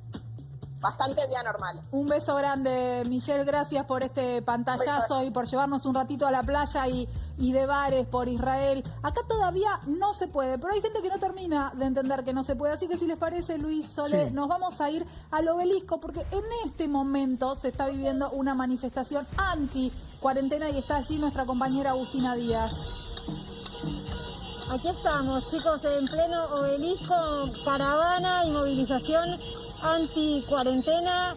La verdad es que hay presencia de ciudadanos, de vecinos de la ciudad de Buenos Aires que se acercaron hasta aquí, están reclamando que se termine la cuarentena. Vamos a tratar de escuchar ahora mismo, estamos acá en vivo en el Obelisco. ¿Te hago una pregunta? Disculpame. A ver, vamos a ver si podemos hablar con alguien. Claro, nos gustaría saber qué proponen. Ahí se está poniendo el barbijo para hablar. Hola. Porque no estoy de acuerdo con la cuarentena. Y porque por el porcentaje de enfermos y de muertos que hay no es peor que la gripe común que tenemos. Y la gente necesita trabajar. Y con la economía jodes a todo el mundo. Y la enfermedad no jode a todo el mundo, evidentemente. La cantidad de gente que se recupera, la cantidad de gente que muere más por accidente de tráfico, muere más por la gripe común, muere más por un montón de cosas. ¿Qué pasaría si la actividad vuelve y todo el mundo se contagia? y hay una cantidad de muertos importante. ¿Eh? No te escucho nada con todo eso que tenés. ¿Qué pasaría si todo el mundo se contagia de una cantidad de muertos importante? Sí, pero eso, si nos quedamos con el que pasaría, no lo sabemos. Si siempre nos manejamos con el miedo, no tendríamos que salir ni de casa, entonces. Un testimonio, ¿no? Por ejemplo, de lo que opina la gente Bien. que está por acá. ¿Quieren que sigamos Agustina. buscando testimonios? Sí, vos buscás testimonios, mientras tanto vamos aclarando algunos puntos para que no queden como certezas lo que acaba de decir el manifestante. Primero, que la economía preocupa, claro, preocupa y mucho. Que el Estado está intentando llegar a algunos sectores más vulnerables, sí, pero hay muchos otros, por ejemplo, comerciantes, monotributistas, profesionales que verdaderamente la están pasando muy complicada. Ahora, la alternativa a eso, ¿cuál será? Porque tenemos el diario del lunes, y el diario del lunes es lo que pasó en otros países, Tati. Sí, me interesan los otros testimonios que puede conseguir Agustina allí, porque me interesa escuchar a la gente. Tomo muchísimo lo que decía el manifestante, lo que decías vos recién, los comerciantes, los monotributistas, los profesionales, la gente le está pasando mal. Pero primero la salud. Bueno, Sole justo no está. ¿Sole está? Sole está. Venga. Le quiero preguntar a Sole, ¿qué pasaría? ¿Qué opinas que pasaría si todo el mundo vuelve a la calle? Él recién aseveraba, y a mí me preocupa un poco, esto mata menos que la gripe, mata menos que los accidentes de tránsito. A ver, yo creo, y basado en todo, de vuelta, en todos los estudios, como siempre tratamos de traer acá con todo mi grupo, en algún punto lo que hoy se ve es también fruto de la cuarentena, ¿no? Entonces es esa paradoja, como lo que pasa con las vacunas, lamentablemente. La gente dice, ¿para qué me voy a vacunar si no hay sarampión? Y entonces deja de vacunarse y bueno, ahí vuelve a empezar todo. Acá es lo mismo, hasta que no... Funcionó tan bien que creemos que podemos olvidarnos. Claro, o sea, el número de contagios es imposible compararlo ahora. Vamos a volver rápidamente al móvil. Agustina, volvemos con vos. Sí, cómo no, acá seguimos en vivo. Esto está pasando ahora en el Obelisco, en plena ciudad. ¡Quédate! ¿Por qué estás acá? Porque pienso que es ya demasiado tiempo de cuarentena por algo que está... Si bien 350.000 muertos en el mundo suena algo terrorífico, significa solo el 0,005% de los muertos en el mundo. Muere más gente por cualquier otra cosa que por esto. Cualquier otra cosa. Muere el doble de gente en el mundo por accidentes de tránsito que por coronavirus. Otro testimonio. Es una vergüenza. Okay. Aparte no podemos estar 90 días en cuarentena, ni siquiera en China donde se originó el brote, han estado 90 días en cuarentena, es una vergüenza. La cantidad... Este gobierno es algo básico, este gobierno debe respetar la Constitución Nacional de nuestro país, un artículo tan importante como el 14 de nuestra Constitución. Ningún decreto, ningún DNU puede estar por encima de la Constitución Nacional y el presidente, como presidente de una nación, debe saberlo y debe cumplir con su deber. Solamente está trabajando el Poder Ejecutivo. Esto ya es una dictadura y no es una república como debe ser. No, bueno, esto no es una dictadura, por favor, no nos confundamos. No, vamos a aclarar un par de tantos. Agustina, a decir cosas un poco como demasiado fuertes, Luis. Entiendo, desde la buena fe, entiendo que muchos manifestantes van seguramente acongojados por su situación económica particular. A ver, primero, no es la cuarentena más larga, aunque es inmensa, 72 días. Perú ha dispuesto por el momento una cuarentena hasta fines de junio. Por el momento, la realidad no es empatable, no es lo mismo lo que pasó en España o en Italia a lo que está ocurriendo en Argentina, que preventivamente dispuso una cuarentena mucho antes de que explotaran los casos. Y tomemos en cuenta lo que acaba de decir Andrés Mesa, el médico chileno, que en 3 semanas, por no prevenir en Chile, se dispararon los casos y colapsó el sistema sanitario. Esto no es una ilusión, una expresión de deseos o un dogma. Es sencillamente lo que ocurrió acá al lado, pasando la cordillera, ¿no, Tati? Nosotros vivimos varias dictaduras en la Argentina, dolorosísimas como para decir que esto es una dictadura. Estamos tratando de cuidarnos lo mejor que podemos, o entre todos, no hay otra forma que no sea entre todos. Y parte del entre todos es reconocer que económicamente también la gente la está pasando muy mal. Pero no es manifestándose todos juntos con los barbijos, con la nariz afuera, la forma en la que lo vamos a resolver. Es real que un sector enorme de la sociedad necesita más ayuda de la que está recibiendo. Seguro. También es real que somos un país pobre, que está atravesando una crisis enorme. Así que, ¿cómo hacer que todos los puntos se pongan de acuerdo? Pero decir que somos una dictadura es un montón. Y las paradojas que se dan en medio de la cuarentena, que son absolutamente comprensibles y que seguramente nos va a dar para pensar a Tati, a mí y a ustedes en casa.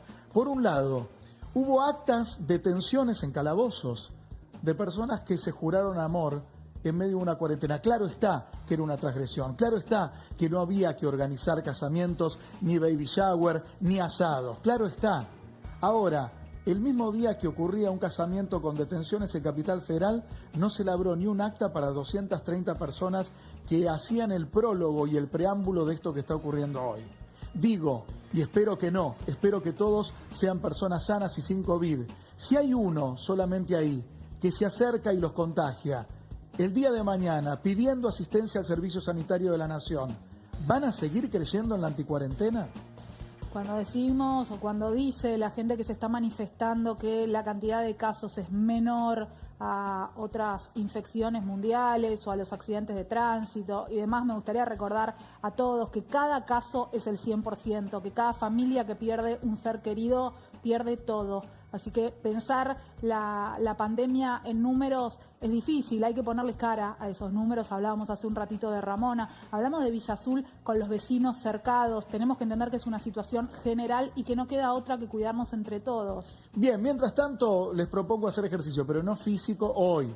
Sábado que viene, sí, vamos a hacer ejercicio todos aquí en el estudio, pero antes hacemos ejercicio de acá. No sabía que vamos a hacer ejercicio el sábado que viene en el estudio. Por ahora el ejercicio que nosotros hacemos es ir de acá al living y del living hasta acá, porque como vos decís, hay que cuidarnos no únicamente del coronavirus, no hay que desatender el resto de las situaciones por las que atravesamos las personas, cuidarnos del corazón, cuidarnos de la cabeza. Y está con nosotros Alejandro Anderson, neurólogo. Muchísimas gracias, Alejandro, por acompañarnos. Gracias por venir en su cumpleaños, Alejandro. ¿Es su cumpleaños? Es No verdad. le trajimos nada, qué maleducado.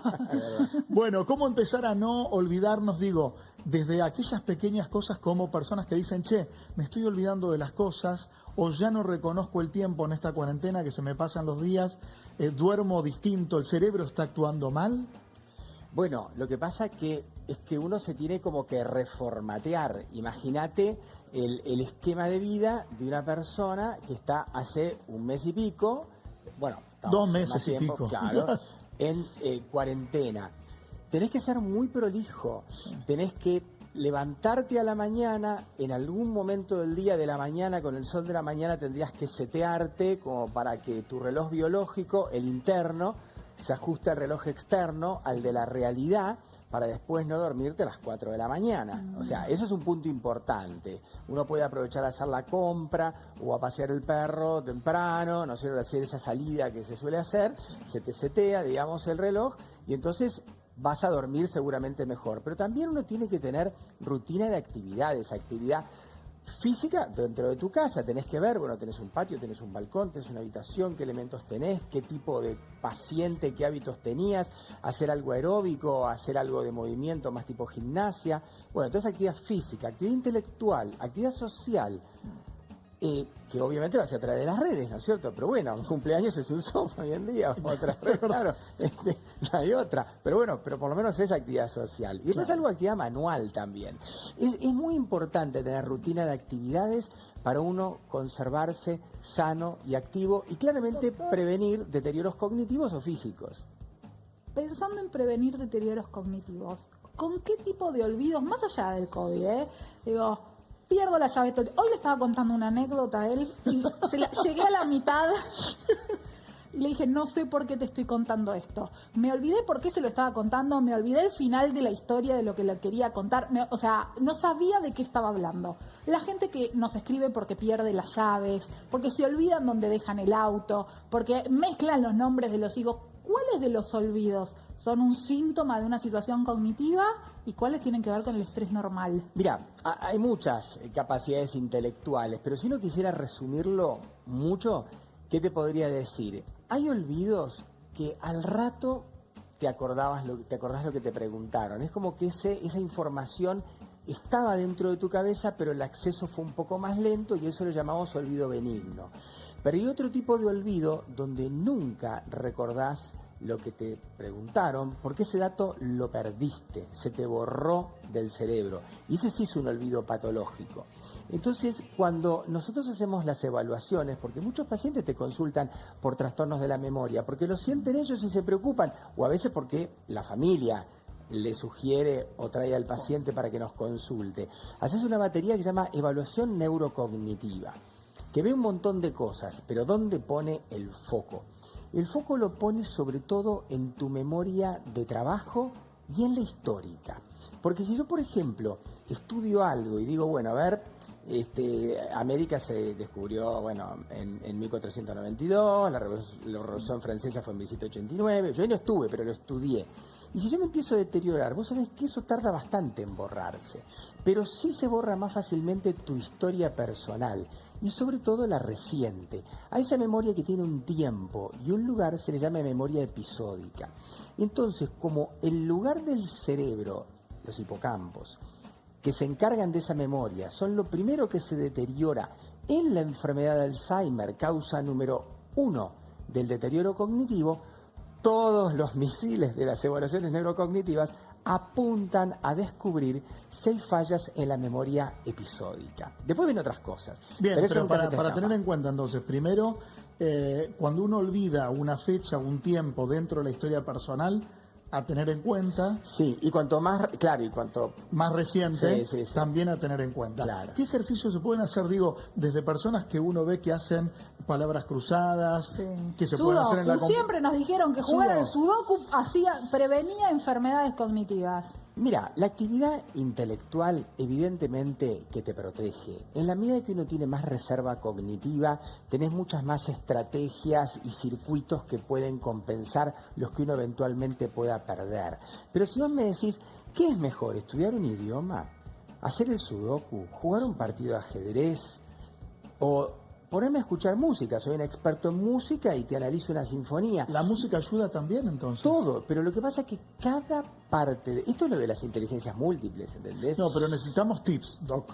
Necesitamos tips. Por ejemplo, alimentos que ayudan a mi salud neurológica. Yo quiero tener un cerebro maravilloso a los 142 años que pienso llegar. Bueno, vos, no sé cómo, pero con el cerebro bien.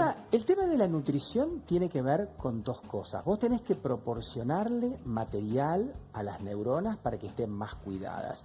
Y también tenés que cuidar las arterias, la cañería que lleva sangre con oxígeno y con glucosa a las neuronas. Entonces, los alimentos no tienen que ser alimentos llenos de grasas que te generen aterosclerosis, te tenés que proteger de la hipertensión, del tabaquismo, por supuesto también del estrés.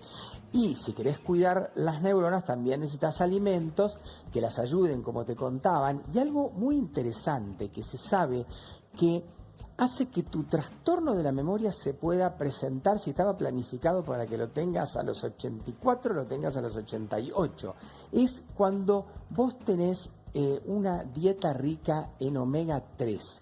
Pero pescados. Tenía razón mi abuela cuando me decía de chiquita que había que comer pescado para el cerebro. Que las abuelas saben. Razón, el omega 3, yo te quería contar que hay varios tipos de omega 3. Hay un omega 3 que viene de la plantita de la salvia hispánica, son las semillitas de chía. Sí. Ese es un tipo de omega 3 que puede ayudar, pero no es el mejor, porque tiene ácido linolénico. En cambio, hay otro omega 3, que es el que viene de los pescados, que en realidad no es tanto que lo fabrican los peces. Los peces se comen las algas oceánicas, que son las que tienen ese omega 3 que se llama DHA y EPA, que es distinto.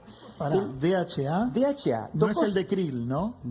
O sea, en realidad, tanto el krill como los peces pueden alimentarse de las algas oceánicas, del fitoplancton, que contienen DHA, que el verdadero nombre es docosahexaenoico. Okay. Y eso, en tu cerebro tenés 200 gramos de DHA, porque la arquitectura del cerebro se arma con ese material, las membranas de las neuronas. Si vos le aportás más DHA, se te pueden estirar más y pueden hacer más sinapsis. Cortito, ¿en qué alimento está? ¿O hay que comprarlo aparte como un...?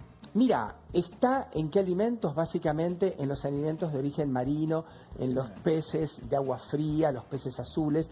Allí lo tenés en gran cantidad, pero también hay suplementos. Okay. Una buena dieta más actividad física, intelectual, social, manual y que el clínico te controle que no tenga factores de riesgo, esa sería la receta para la mayor parte de la gente. Si no me viene a la cabeza el resto de la anécdota, doctor, lo voy a llamar para hacer una teleconsulta porque estoy muy angustiada todavía. No por pasa la nada, situación. tranquila, gracias Doc por haber venido el día. Gracias a ustedes. Doctor, feliz cumpleaños. Bien, Gracias. Volvemos rápidamente a nuestro móvil. Allí se encuentra Agustina Díaz, Obelisco, Centro Porteño y una marcha anti-cuarentena. Marcha anti-cuarentena en el Obelisco, pero no solamente marcha anti-cuarentena, se suma otra movilización, miren, de médicos que están reclamando y dicen, no somos anti-cuarentena. ¿Cómo estás? ¿Qué es lo que están reclamando? Nosotros reclamamos por nuestra precarización laboral, por la falta, digamos, de un salario digno, por la judicialización de colegas, y bueno, todo esto que es un lío. Vos ves que hay gente que se cree que el barbijo es protector y no se guarda el distanciamiento. Yo quería preguntarte, la gente que decide venir acá a una movilización, estar todos juntos haciendo esto, que evidentemente nos dicen que no tenemos que hacer, ¿cuánto incrementa su riesgo de contraer coronavirus? Muchísimo. El distanciamiento es lo único que te protege. El barbijo es una protección más, pero si no están distanciados, si están uno al lado del otro, el riesgo de contagiarse es muchísimo. Te agradezco. A ver, Agustina, es un médico, ¿no? Es altísimo para todas estas personas. ¿Es un médico el que acabas de entrevistar? Sí, son médicos. Claro, que están hablando de... Todos médicos. Sí, decime Luis, sí. Que están peleando por a las condiciones de trabajo. Son de la ciudad, no llegué a entender si eran de la ciudad, si eran de provincia y manifestaban allí. Mira, ahí vemos otro, por ejemplo, quédate en casa. Son dos movilizaciones encontradas. Quédate en casa, son los médicos que están reclamando por sus condiciones de trabajo, médicos de la ciudad, médicos de la provincia, que además nos contaban eso, ¿no? Lo que se está incrementando en este momento entre las personas que están acá, la posibilidad de contraer coronavirus. Miren la movilización. Sí, lo paradójico, Agustina, es... Lo paradójico es las detenciones en un casamiento, en un baby shower, y por otro lado ya van dos marchas en el centro de la ciudad de Buenos Aires que no son disuadidas. Entonces hay un gris, ¿no, Tati, en relación al cumplimiento de la cuarentena? Si no, se tendrían que estar labrando actas en este momento en ese lugar. No vemos policía en el lugar que esté intentando disuadir la situación. La policía está como en los bordes, digamos, una cuadra para un lado y una cuadra para el otro del Obelisco, haciendo retenes de modo que no transiten los autos por esta zona, pero deja la movilización realizada. Igual lo complicado no son los autos, porque a ver, los médicos que van en los autos, cada uno va en su auto, obviamente van en compartimentos cerrados, están aislados de la posibilidad. El tema es los que están marchando, que están en una proximidad lejos de aquella distancia que se está sugiriendo infectológicamente, ¿no? Exactamente, es lo que estábamos justamente con un médico en vivo tratando de poder retratar el riesgo que estamos corriendo todos quienes están acá, todos juntos en esta movilización. Acá tenemos a un vecino que nos va a contar por qué vino, qué es lo que estás reclamando. Que los ciudadanos tenemos que recuperar el sentido crítico y darnos cuenta que si bien la cuarentena estuvo bien, con más de 70 días de cuarentena, aislamiento, sin poder trabajar y con el 90% de las camas vacías, no tiene más sentido. Hay que volver a trabajar e ir midiéndose. Esta medida puede tener sentido si tuviéramos las camas ocupadas hasta el 80%, pero en estas condiciones hay que volver a trabajar con el cuidado, con barbijo, lavándose las manos, haciendo todo lo correcto, pero el país no se puede parar. La gente va a sufrir muchísimo. Esto es una maniobra política que le conviene al gobierno y no tenemos que ser ovejas. Hay que salir, tener sentido crítico y volver a trabajar. La libertad es un derecho de todos nosotros y nos los están sacando. ¿Para qué le conviene al gobierno? ¿Vos por qué crees que le conviene al gobierno? ¿Para qué? Lo hizo subir en las encuestas al presidente, hizo que mejorara su imagen, le da cierto poder y permite, si los senadores no están trabajando como están trabajando al 10%, si la justicia no funciona, que sigan al armado político de Cristina para ganar la impunidad. ¿Vos sabés, no, que el Congreso este año funcionó más que el año pasado, por ejemplo? ¿Perdón? El Congreso este año funcionó más en lo que va del año que el año pasado, por ejemplo. ¿Lo sabías ese dato? Los últimos 60 días, de los últimos 70 días solo funcionó 10. Y no discutieron nada importante. La cuarentena estuvo bien decretada por el Poder Ejecutivo en el momento que fue. Ahora, a esta altura debería ser discutida y votada por los senadores. pasaría con esta población si nos enfermamos todos y las camas no dan abasto y los respiradores no dan abasto como en otros países? Primero, las estadísticas no muestran que nos enfermemos todos. Segundo, el 80% de la gente que se enferma lo tiene asintomático. Solo el 20% se puede llegar a complicar. Un 5% requiere respiradores. Hoy por hoy, con las estadísticas que tenemos menos del 10% de las camas de terapia intensiva ocupadas.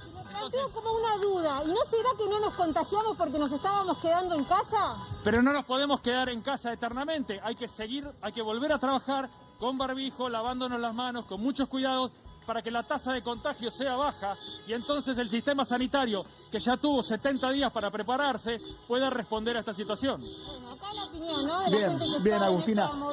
Te felicito primero por tu nivel de repreguntas, y también lo felicito al caballero por poder expresarse ante una cámara y dar un conjunto de datos que parcialmente, para él y su apreciación, desde luego que debe tener razón. Razones tenemos todos seguramente para manejarnos en la vida.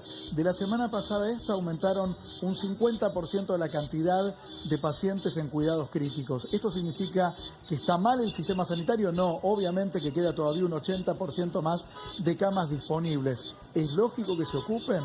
Es lógico, y más teniendo en cuenta el caso chileno que acaban de comentar, donde en 3 semanas se disparó violentamente.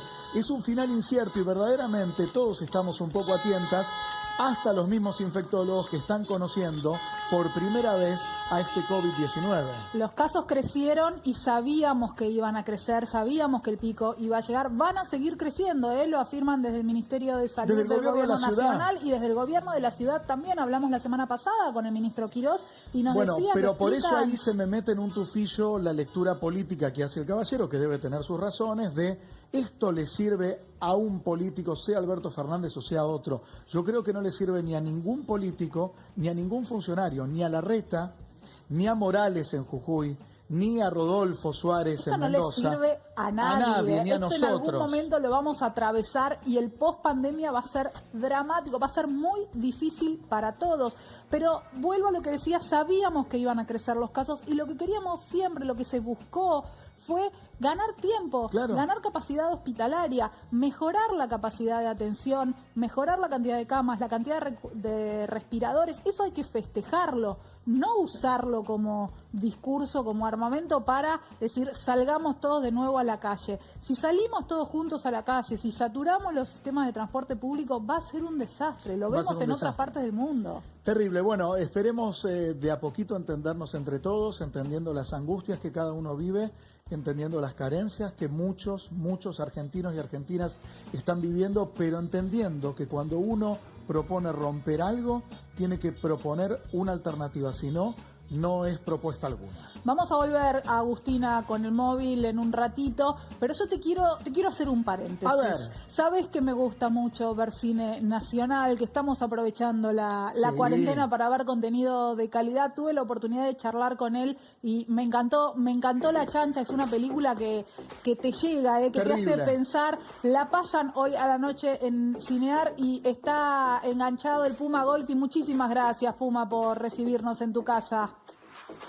No, a ustedes, gracias. Bueno, ¿qué tal? Tatiana, hola Luis. ¿Cómo Buenas va? tardes. ¿Cómo estás viviendo? Primero, te vemos guardadito, como la mayoría, como todos nosotros, menos en el Obelisco, que nos están guardando tanto, en tu casa. ¿Cómo la vas llevando? Y bueno, días mejores, días peores, pero bueno, creo que me opino que no queda otra. Sobre todo los que tenemos el privilegio de tener derecho propio y bueno, un poquito de más de respiro, creo que tenemos que tratar de ser más responsables y estar más guardados, ¿no? Estás con tus hijos, ¿no? No tengo dudas. Sí, estoy con los hijos, sí. Bien, dentro de todo. ¿Sabes que escuchaba a Gerardo Romano, Puma? Lo escuchaba diciendo que, claro, tenía días donde estaba acompañado, está en pareja, y días donde pasaba de pronto una semana solo. Y la soledad obviamente agudiza las sensaciones que uno tiene al estar en este aislamiento preventivo. ¿Te ha pasado un poco esa montaña rusa emocional a la hora de no estar con los pibes? No, yo soy bastante aislado y bueno, los dos están mucho tiempo con sus madres y bueno, entonces estoy acostumbrado a estar solo y de hecho me gusta bien. Pero bueno, en este caso es distinto, pues uno sabe, por más de ser una persona aislada, antes de la pandemia, sabe que tiene la libertad de salir con él. Entonces, esto es un aditamento nuevo, es una experiencia extraordinaria que tiene que ver con el hecho que está bien. Mis hábitos cotidianos no han cambiado mucho, yo soy guardado, pero teniendo en cuenta que estamos en medio de esta situación, bueno, es en mi caso, y angustia un poco. También debo de señalar que yo hasta ahora tendría que estar actuando, tenía que estar en el escenario, entonces también lo extraño. Vos estabas por estrenar, vos estabas ahí con los ensayos y estabas por estrenar, ni bien se inició el aislamiento. Exacto, 4 días, literal, 4 días del estreno, así que... Pero bueno, como tantos argentinos en sus actividades, con sus proyectos y demás, bueno, nos encontramos, repito, es una situación extraordinaria.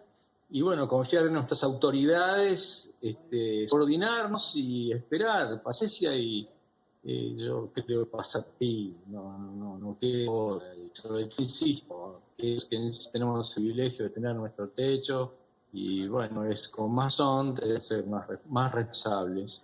Puma. En un Sí. ratito quiero hablar de 2 trabajos particularmente que para mí fueron de avanzada en el momento en que los hiciste, pero no quiero dejar de meterte en la coyuntura. Venimos de un móvil, una manifestación anti-cuarentena. Yo estoy tratando todavía de entender desde qué lugar y para dónde y qué se propone, si un nuevo protocolo, digamos, de nueva normalidad. Por lo pronto, ciudad está muy complicada, la ciudad de Buenos Aires. ¿Cómo ves estos movimientos vos? ¿Sentís que hay una lectura distinta de esta pandemia, que hay una posibilidad nueva o que viene desde otro lugar este tipo de expresiones? No, está bien. La situación hay que respetar a todo el mundo, hay que respetar a todo el mundo y todos tienen sus razones y sus argumentos y son absolutamente respetables, lo que yo creo. Yo hablo de mi situación, siempre es subjetivo, pero en este caso creo que por lo menos tenemos que respetar a nuestras autoridades, que son las que eligieron democráticamente y son los que la mayoría ha votado, y hay que respetar todo lo que Pero dicen cuando hay ellos. 300 personas, entre ellos algunos artistas, músicos, que hablan de la palabra infectadura, una especie de síntesis entre infectología y dictadura, ¿cómo te suena eso? No sé. No, me parece que es un poco mucho, qué sé yo. Entiendo la posición perfectamente, la entiendo, pero no, bueno, somos muy pasionales los argentinos y bueno, nos cuesta ser pasivos, creo que es una época para ser pasivo, y subordinarnos, repito, y mundialmente se está viendo que no da buenos resultados salir masivamente, entonces creo que hay que tener paciencia, entender a los que están obviamente desesperados, y entiendo todo, pero me parece humildemente que por lo menos hay que extender un poco más la paciencia, un poco más, me parece. Puma, hoy pueden ver en Cinear La Chancha, yo tuve la oportunidad de verla ya, y toca un tema muy delicado y del que se ha hablado muy poco, tiene que ver con el abuso infantil. Vos sos un oscuro, un malo importante, pero yo te quiero llevar a una escena que es muy importante en la película, que sucede arriba de una aerosilla, y sé que vos le tenés miedo a las alturas, sé que la pasaste un poco mal, porque eso que nosotros que vemos un ratito, vos estuviste largas horas arriba de la aerosilla. Uy, Dios mío, sí, sufro de vértigo, pero bueno, más amo a la actuación, entonces no me iba a perder una escena muy fuerte, muy buena, por mi vértigo. Así que bueno, viste, a mí me enseñaron que para vencer cuando tenés un miedo, la manera de vencerlo es encararlo. Así que me pareció una buena oportunidad, no sé para si crecí como actor, pero por lo menos el vértigo lo bajé bastante porque estuvimos así, colgados de esa sillita y todo un día y más también, así que bueno, no fue fácil. Y agradeciste mucho cuando terminó la escena, ¿no? La festejaste más que cualquier escena de la película. Sí, besé el suelo como el Papa cuando llega a una nación nueva.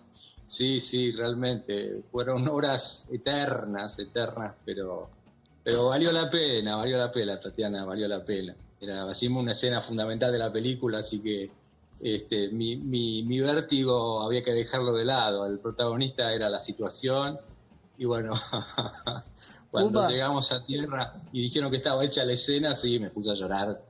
Invitamos a todos a ver La Chancha, primero porque es una enorme película y porque hay un clima que va increyendo, que se va intensificando en relación a un tabú, creo que social. Creo que cuando verdaderamente la sociedad se atreva a enfrentar esta página terrible de su propia historia, que es el abuso infantil, se van a conocer tantas historias que ese monstruo, ese abusador, no tiene cara de monstruo, sino es alguien cercano. Creo que es una película muy valiente y que justamente, como bien vos decís, Luis, un tema que no se ha tratado mucho y es mucho más común, valga la redundancia, de lo que se cree, y las víctimas lo sufren mucho y generalmente no son muy bien contenidos o la gente no les cree, y los victimarios andan sueltos y son gente común, gente que incluso te dice, pero no, ¿cómo puede ser eso? Es un tipo macanudos. Entonces creo que esta película tiene esa virtud, ¿no?, de visualizar un tema y llevado con maestría por Verdoya y bueno, una actuación memorable sin duda. Esteban Meloni y bueno, ahí estamos con ni más ni menos que con Gladys Florimonte y Raquel Carro y también Rodrigo Silveira, compañeros brasileros, así que bueno, en conjunto es una película que integralmente, más allá del papel que yo hago, creo que el mensaje o lo que nos cuenta es muy atrapante y va a ser muy bien. Buenísimo. Puma, un abrazo enorme y gracias por estos minutos. A ustedes, Luis, Tatiana, gracias, de verdad, un placer muy grande. Y bueno, esta noche a las 8 por Cinear Televisión los esperamos. Un beso enorme, Puma. El Puma Goiti desde su casa invita a ver cine argentino y está buenísimo. En un ratito volvemos al móvil en el Obelisco, donde se están congregando 2 manifestaciones. Una situación bastante complicada. Y una curiosidad, Tati, que la manifestación de médicos que van en auto dicen que está mal lo que hacen los manifestantes que van de a pie por estar tan próximos entre ellos, porque el barbijo no protege si no hay distancia. Así es, mira, ahí lo estamos viendo, estamos en este momento en vivo en el Obelisco. Bueno, se va juntando gente, ¿no? Me parece que empiezan como a correr por Avenida Corrientes, la manifestación empieza a deslizarse, a trasladarse, el horario obviamente ya pasó, el horario de convocatoria era a partir de las 5 de la tarde, y entendiendo, es muy importante lo que acaba de decir el Puma, entendiendo la complejidad, la angustia por estar lejos de la gente querida, de no poder abrazar, los problemas económicos que ya venían pero que se intensificaron, y rescatando también situaciones de países que no dispusieron cuarentena y también la economía se derrumbó. Ejemplo, Estados Unidos, 36 millones de desempleados, y el presidente Trump fue el principal ejemplo de no querer disponer la cuarentena. Seguimos en vivo en el Obelisco. Mientras te invito a tomar un café en Mendoza. ¿A dónde? ¿Te parece? Nos vamos a Mendoza. Nuevo protocolo. Abrieron bares y restaurantes en Mendoza. Y estamos allá con Ana Amores. Muchísimas gracias, Ana, por llevarnos de paseo un ratito. ¿Cómo están? Bienvenidos a Mendoza, chicos. Acá estamos en la peatonal de justamente la ciudad. Y contarles, el nuevo protocolo de apertura de cafés y de bares.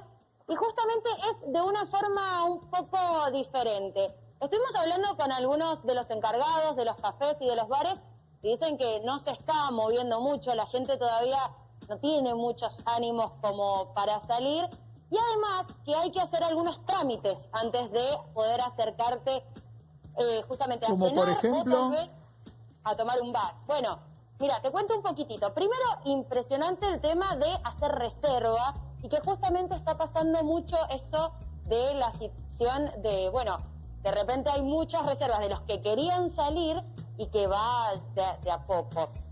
Por otro lado, el Ministerio de Gobierno, Trabajo y Justicia ha dictaminado que cada vez que vos te vayas a sentar a tomar un café o que te vayas a ir a comer algo o a tomar algo a un bar, tengas que firmar una declaración jurada. La cuestión es así. Para ingresar al bar, lo primero que tenés que tener es la reserva. Y por otro lado, lo que tenés que tener es esta declaración jurada firmada. ¿Qué dice? ¿Quién la va a firmar? La declaración jurada deja los datos de una de las personas, que pueden ser hasta 6 los que se van a sentar en esa mesa, una de las personas tiene que corresponder la finalización del DNI con el día que le toca salir. Justamente lo que dice es, deja los datos y además decir que no ha tenido fiebre en los últimos 21 días o que, por ejemplo, no ha estado con ningún tipo de nexo epidemiológico. Y del otro lado, en la otra parte de la hojita, tienen que firmar las otras personas que se van a sentar en la mesa con ellos. Estuvimos preguntando un poco por los bares y por los cafés, a ver si había alguna situación, porque además han dejado un protocolo en el que dice que vos tenés que ingresar con barbijo al café o al bar. Acá se pueden ver algunas mesitas. A ver, ¿nos podemos acercar, Ana? Acerquémonos a ver si podemos hablar con los ocupantes de una mesa que vi por ahí que estaban sentados. Exactamente. Eso era lo que les quería contar. Están cerrando, porque acá hay 4 grados, chicos, ya está Y cerrando claro, todo. amplitud Las mesas, térmica, la cuna de la uva, por eso Igual frío de noche. yo te digo que ya la imagen de ver un bar me pone de buen humor, ¿eh? No, pero justamente vean las vidrieras y vean que hay gente todavía a esta hora en la calle. Está separado la policía en la punta de la peatonal como para ir cerrando justamente el tema, pero... O sea que ya no hay salidas recreativas, Ana, se puede salir directamente en el momento que uno tenga ganas a caminar. Claro, justamente, los fines de semana ahora sí hay otro de los protocolos que se pueden juntar las familias a hacer los almuerzos familiares que tanto esperábamos acá en la provincia, que imagino que está esperando toda Argentina. Son hasta 10 personas y que justamente tienen que tener lazo de sangre directo, se pueden juntar sábado, domingo y feriado, por lo tanto el fin de semana pasado ya se aprobó y son hasta 10 personas, así es que bueno, estamos volviendo un poco saliendo de estas cuarentenas. ¿Cómo es el tema de las reuniones sociales en casas particulares? ¿Es esto que vos decías recién, las 10 personas máximo? Sí, 10 personas máximo y con lazo directo, es decir, padres, hijos, abuelos. Bien. Y hasta ahí yo...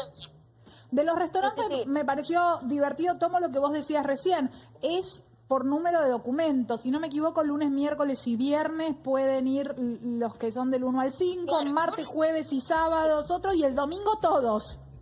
Se complica el domingo. Claro,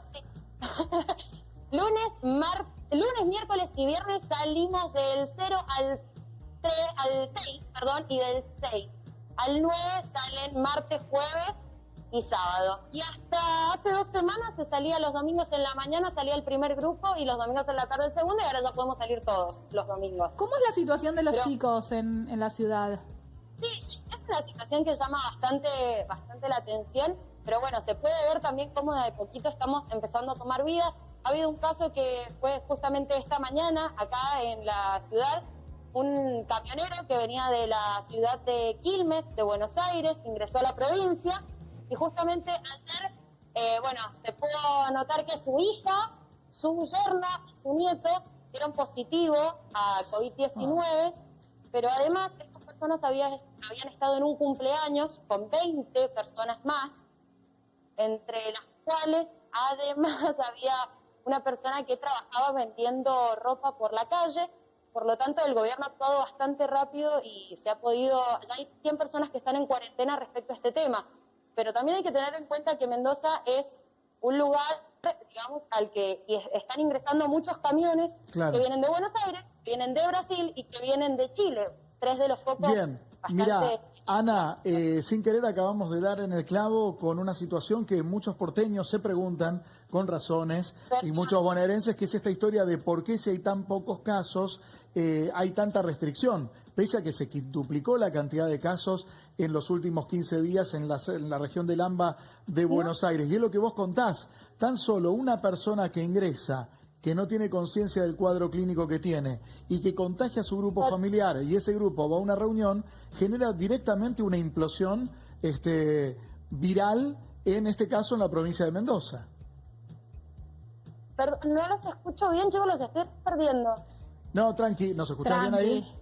No te preocupes, Ana, te agradecemos muchísimo la cobertura desde allá, este ratito de aire y de poder salir a tomar un café que nos regalaste. Te mandamos un beso enorme.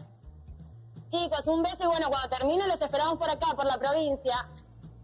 Seguro que sí, ahí estaremos. Un beso, Anita. Hasta luego. Chau, chau. Bien, qué lindo, qué ganas que me da de irme, pero no se puede. Por ahora no se puede. Hay que quedarse. Hoy estás a full con Mendoza, al principio con me Mercedes. Me mima la productora. Sí, me baja otro tema, pero me mima con uno. Y todo no se puede. Todo se puede. Mona hoy nos tiene así cortito. Bueno, no perdamos la fe. En muchos países europeos la misa sigue estando. ¿Y de qué manera de esta? Mirá.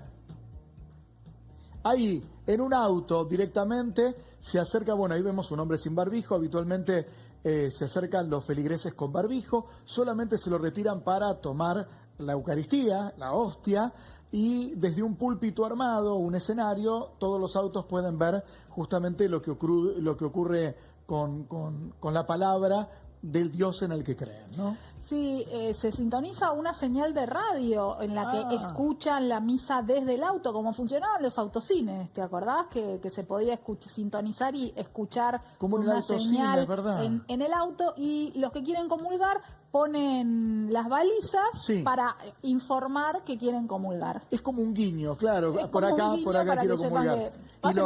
Y los demás son todos pecadores. Vamos a ver si en Chaco ocurre lo mismo. Jorge Ledesma, ¿cómo le va? Luis y Tatiana, los saludamos. Hola Luis, hola Tatiana. Qué lindo compartir con ustedes este momento, muy interesante. ¿Imagina una situación así en Chaco? Jamás, esto nos tomó de sorpresa y la verdad que nos agarró medio sin imaginarnos salidas ni soluciones, así que fue muy sorpresivo. La verdad que nos dejó caut, porque ¿y cómo se le ocurrió la idea de la misa en autos, al igual que en otros países, en este caso en Europa, con sus feligreses? En realidad la copiamos. La vimos que estaban usando en algunos países de Europa, en América del Norte, y dijimos, bueno, yo creo que es viable, y quedó guardada la idea. Hasta que por ahí, acá propusieron habilitar autocines.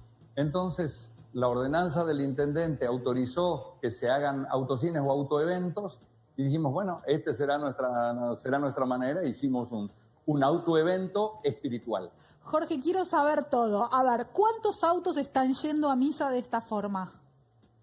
Nosotros recién hicimos 2 de estas reuniones y restringimos el evento solo para líderes de cierto nivel, porque no sabíamos cómo íbamos a administrar los movimientos y todo eso. Circulación de vehículos, es algo con lo que no podemos jugar, que tiene que ser todo hecho correctamente. Es una logística armar. Ahora, Pastor, entonces lo hicimos a modo de le prueba. planteo una situación que creo que en algún momento puede ocurrir si se extiende la cuarentena. Resistencia Chaco es otro de los lugares complicados, igual que la capital federal. Un bautismo, ¿cómo se hace en estos términos? ¿Se pasa por la máquina lavadora de autos? ¿Cómo se le tira agua a una criatura? Estamos agudizando el ingenio para ver qué hacemos todavía.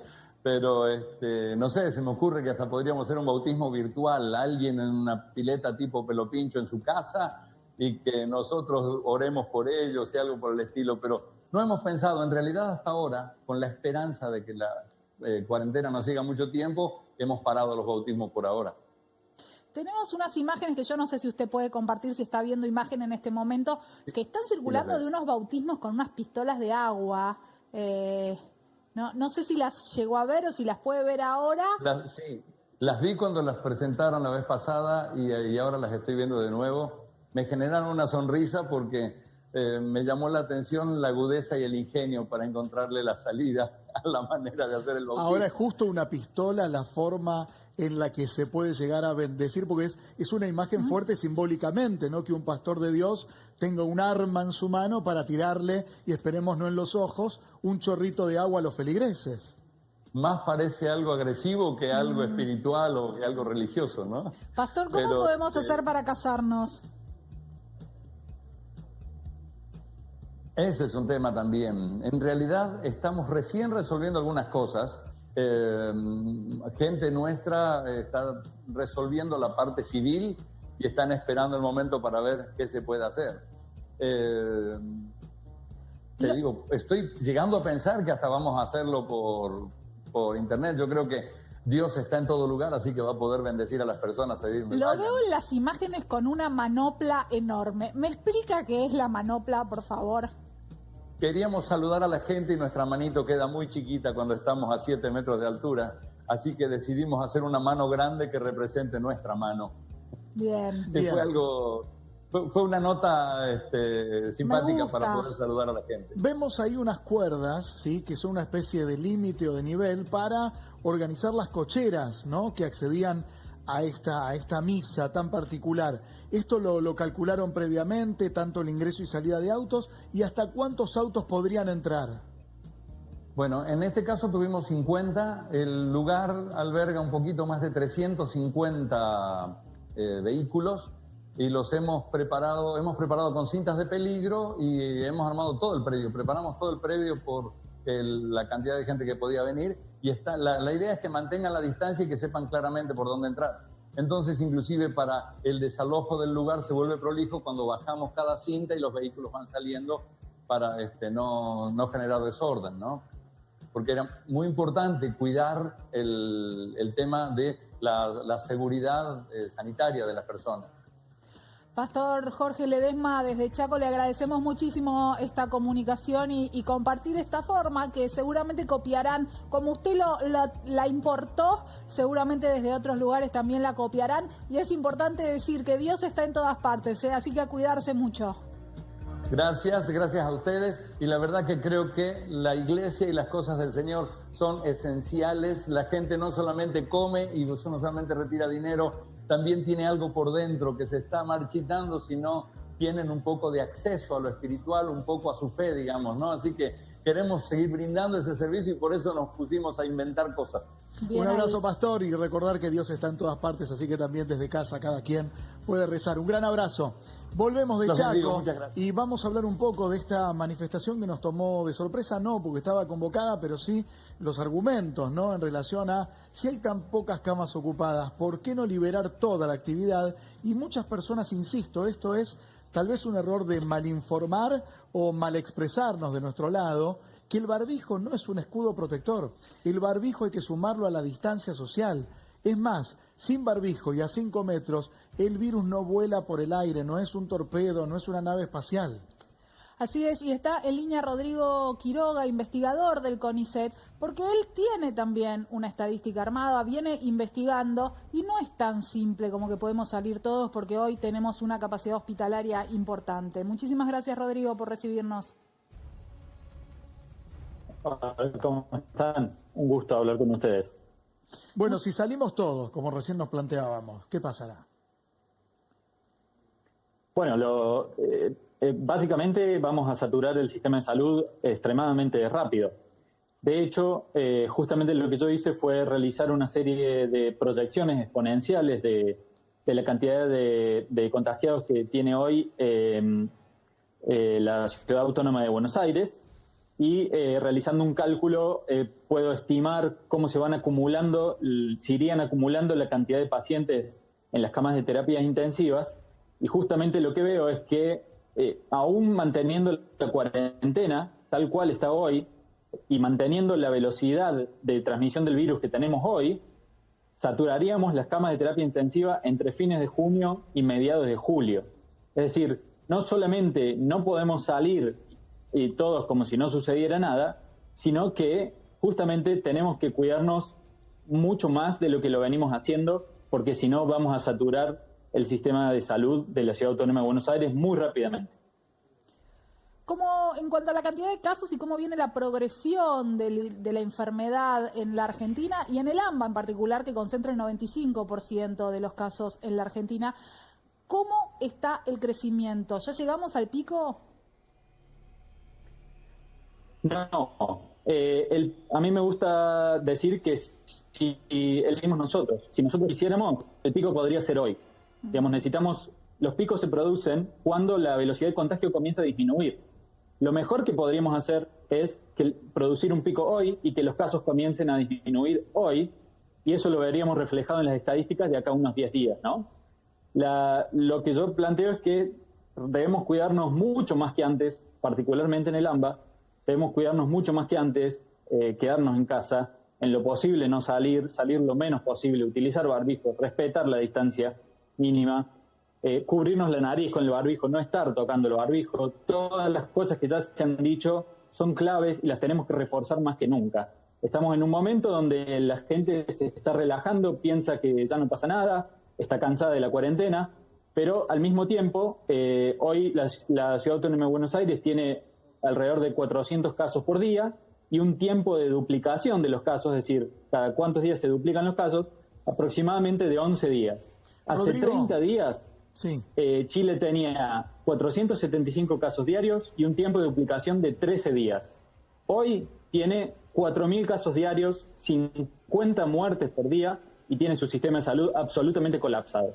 Si Clarísimo. nosotros seguimos como venimos hasta hoy, vamos a tener una situación similar de acá a un mes aproximadamente. Buenísimo, Rodrigo. Buenos datos y buen cálculo para saber, justamente, en medio del buen efecto de la cuarentena, justamente muchos se preguntan, ¿y entonces por qué no salir? Por esto.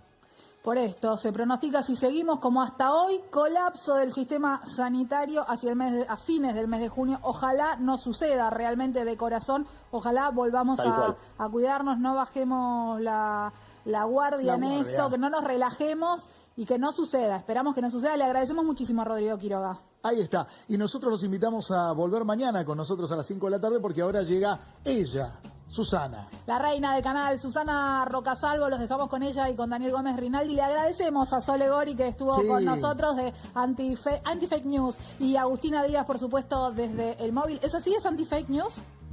Anti-fake news. Y Anti-Fake News y a todo el equipo de Canal 9 que como siempre nos acompaña. Quédense y mañana a las 5 acá en Quédate. Así es, mañana a las 5 Todo claro. juntos. Venga.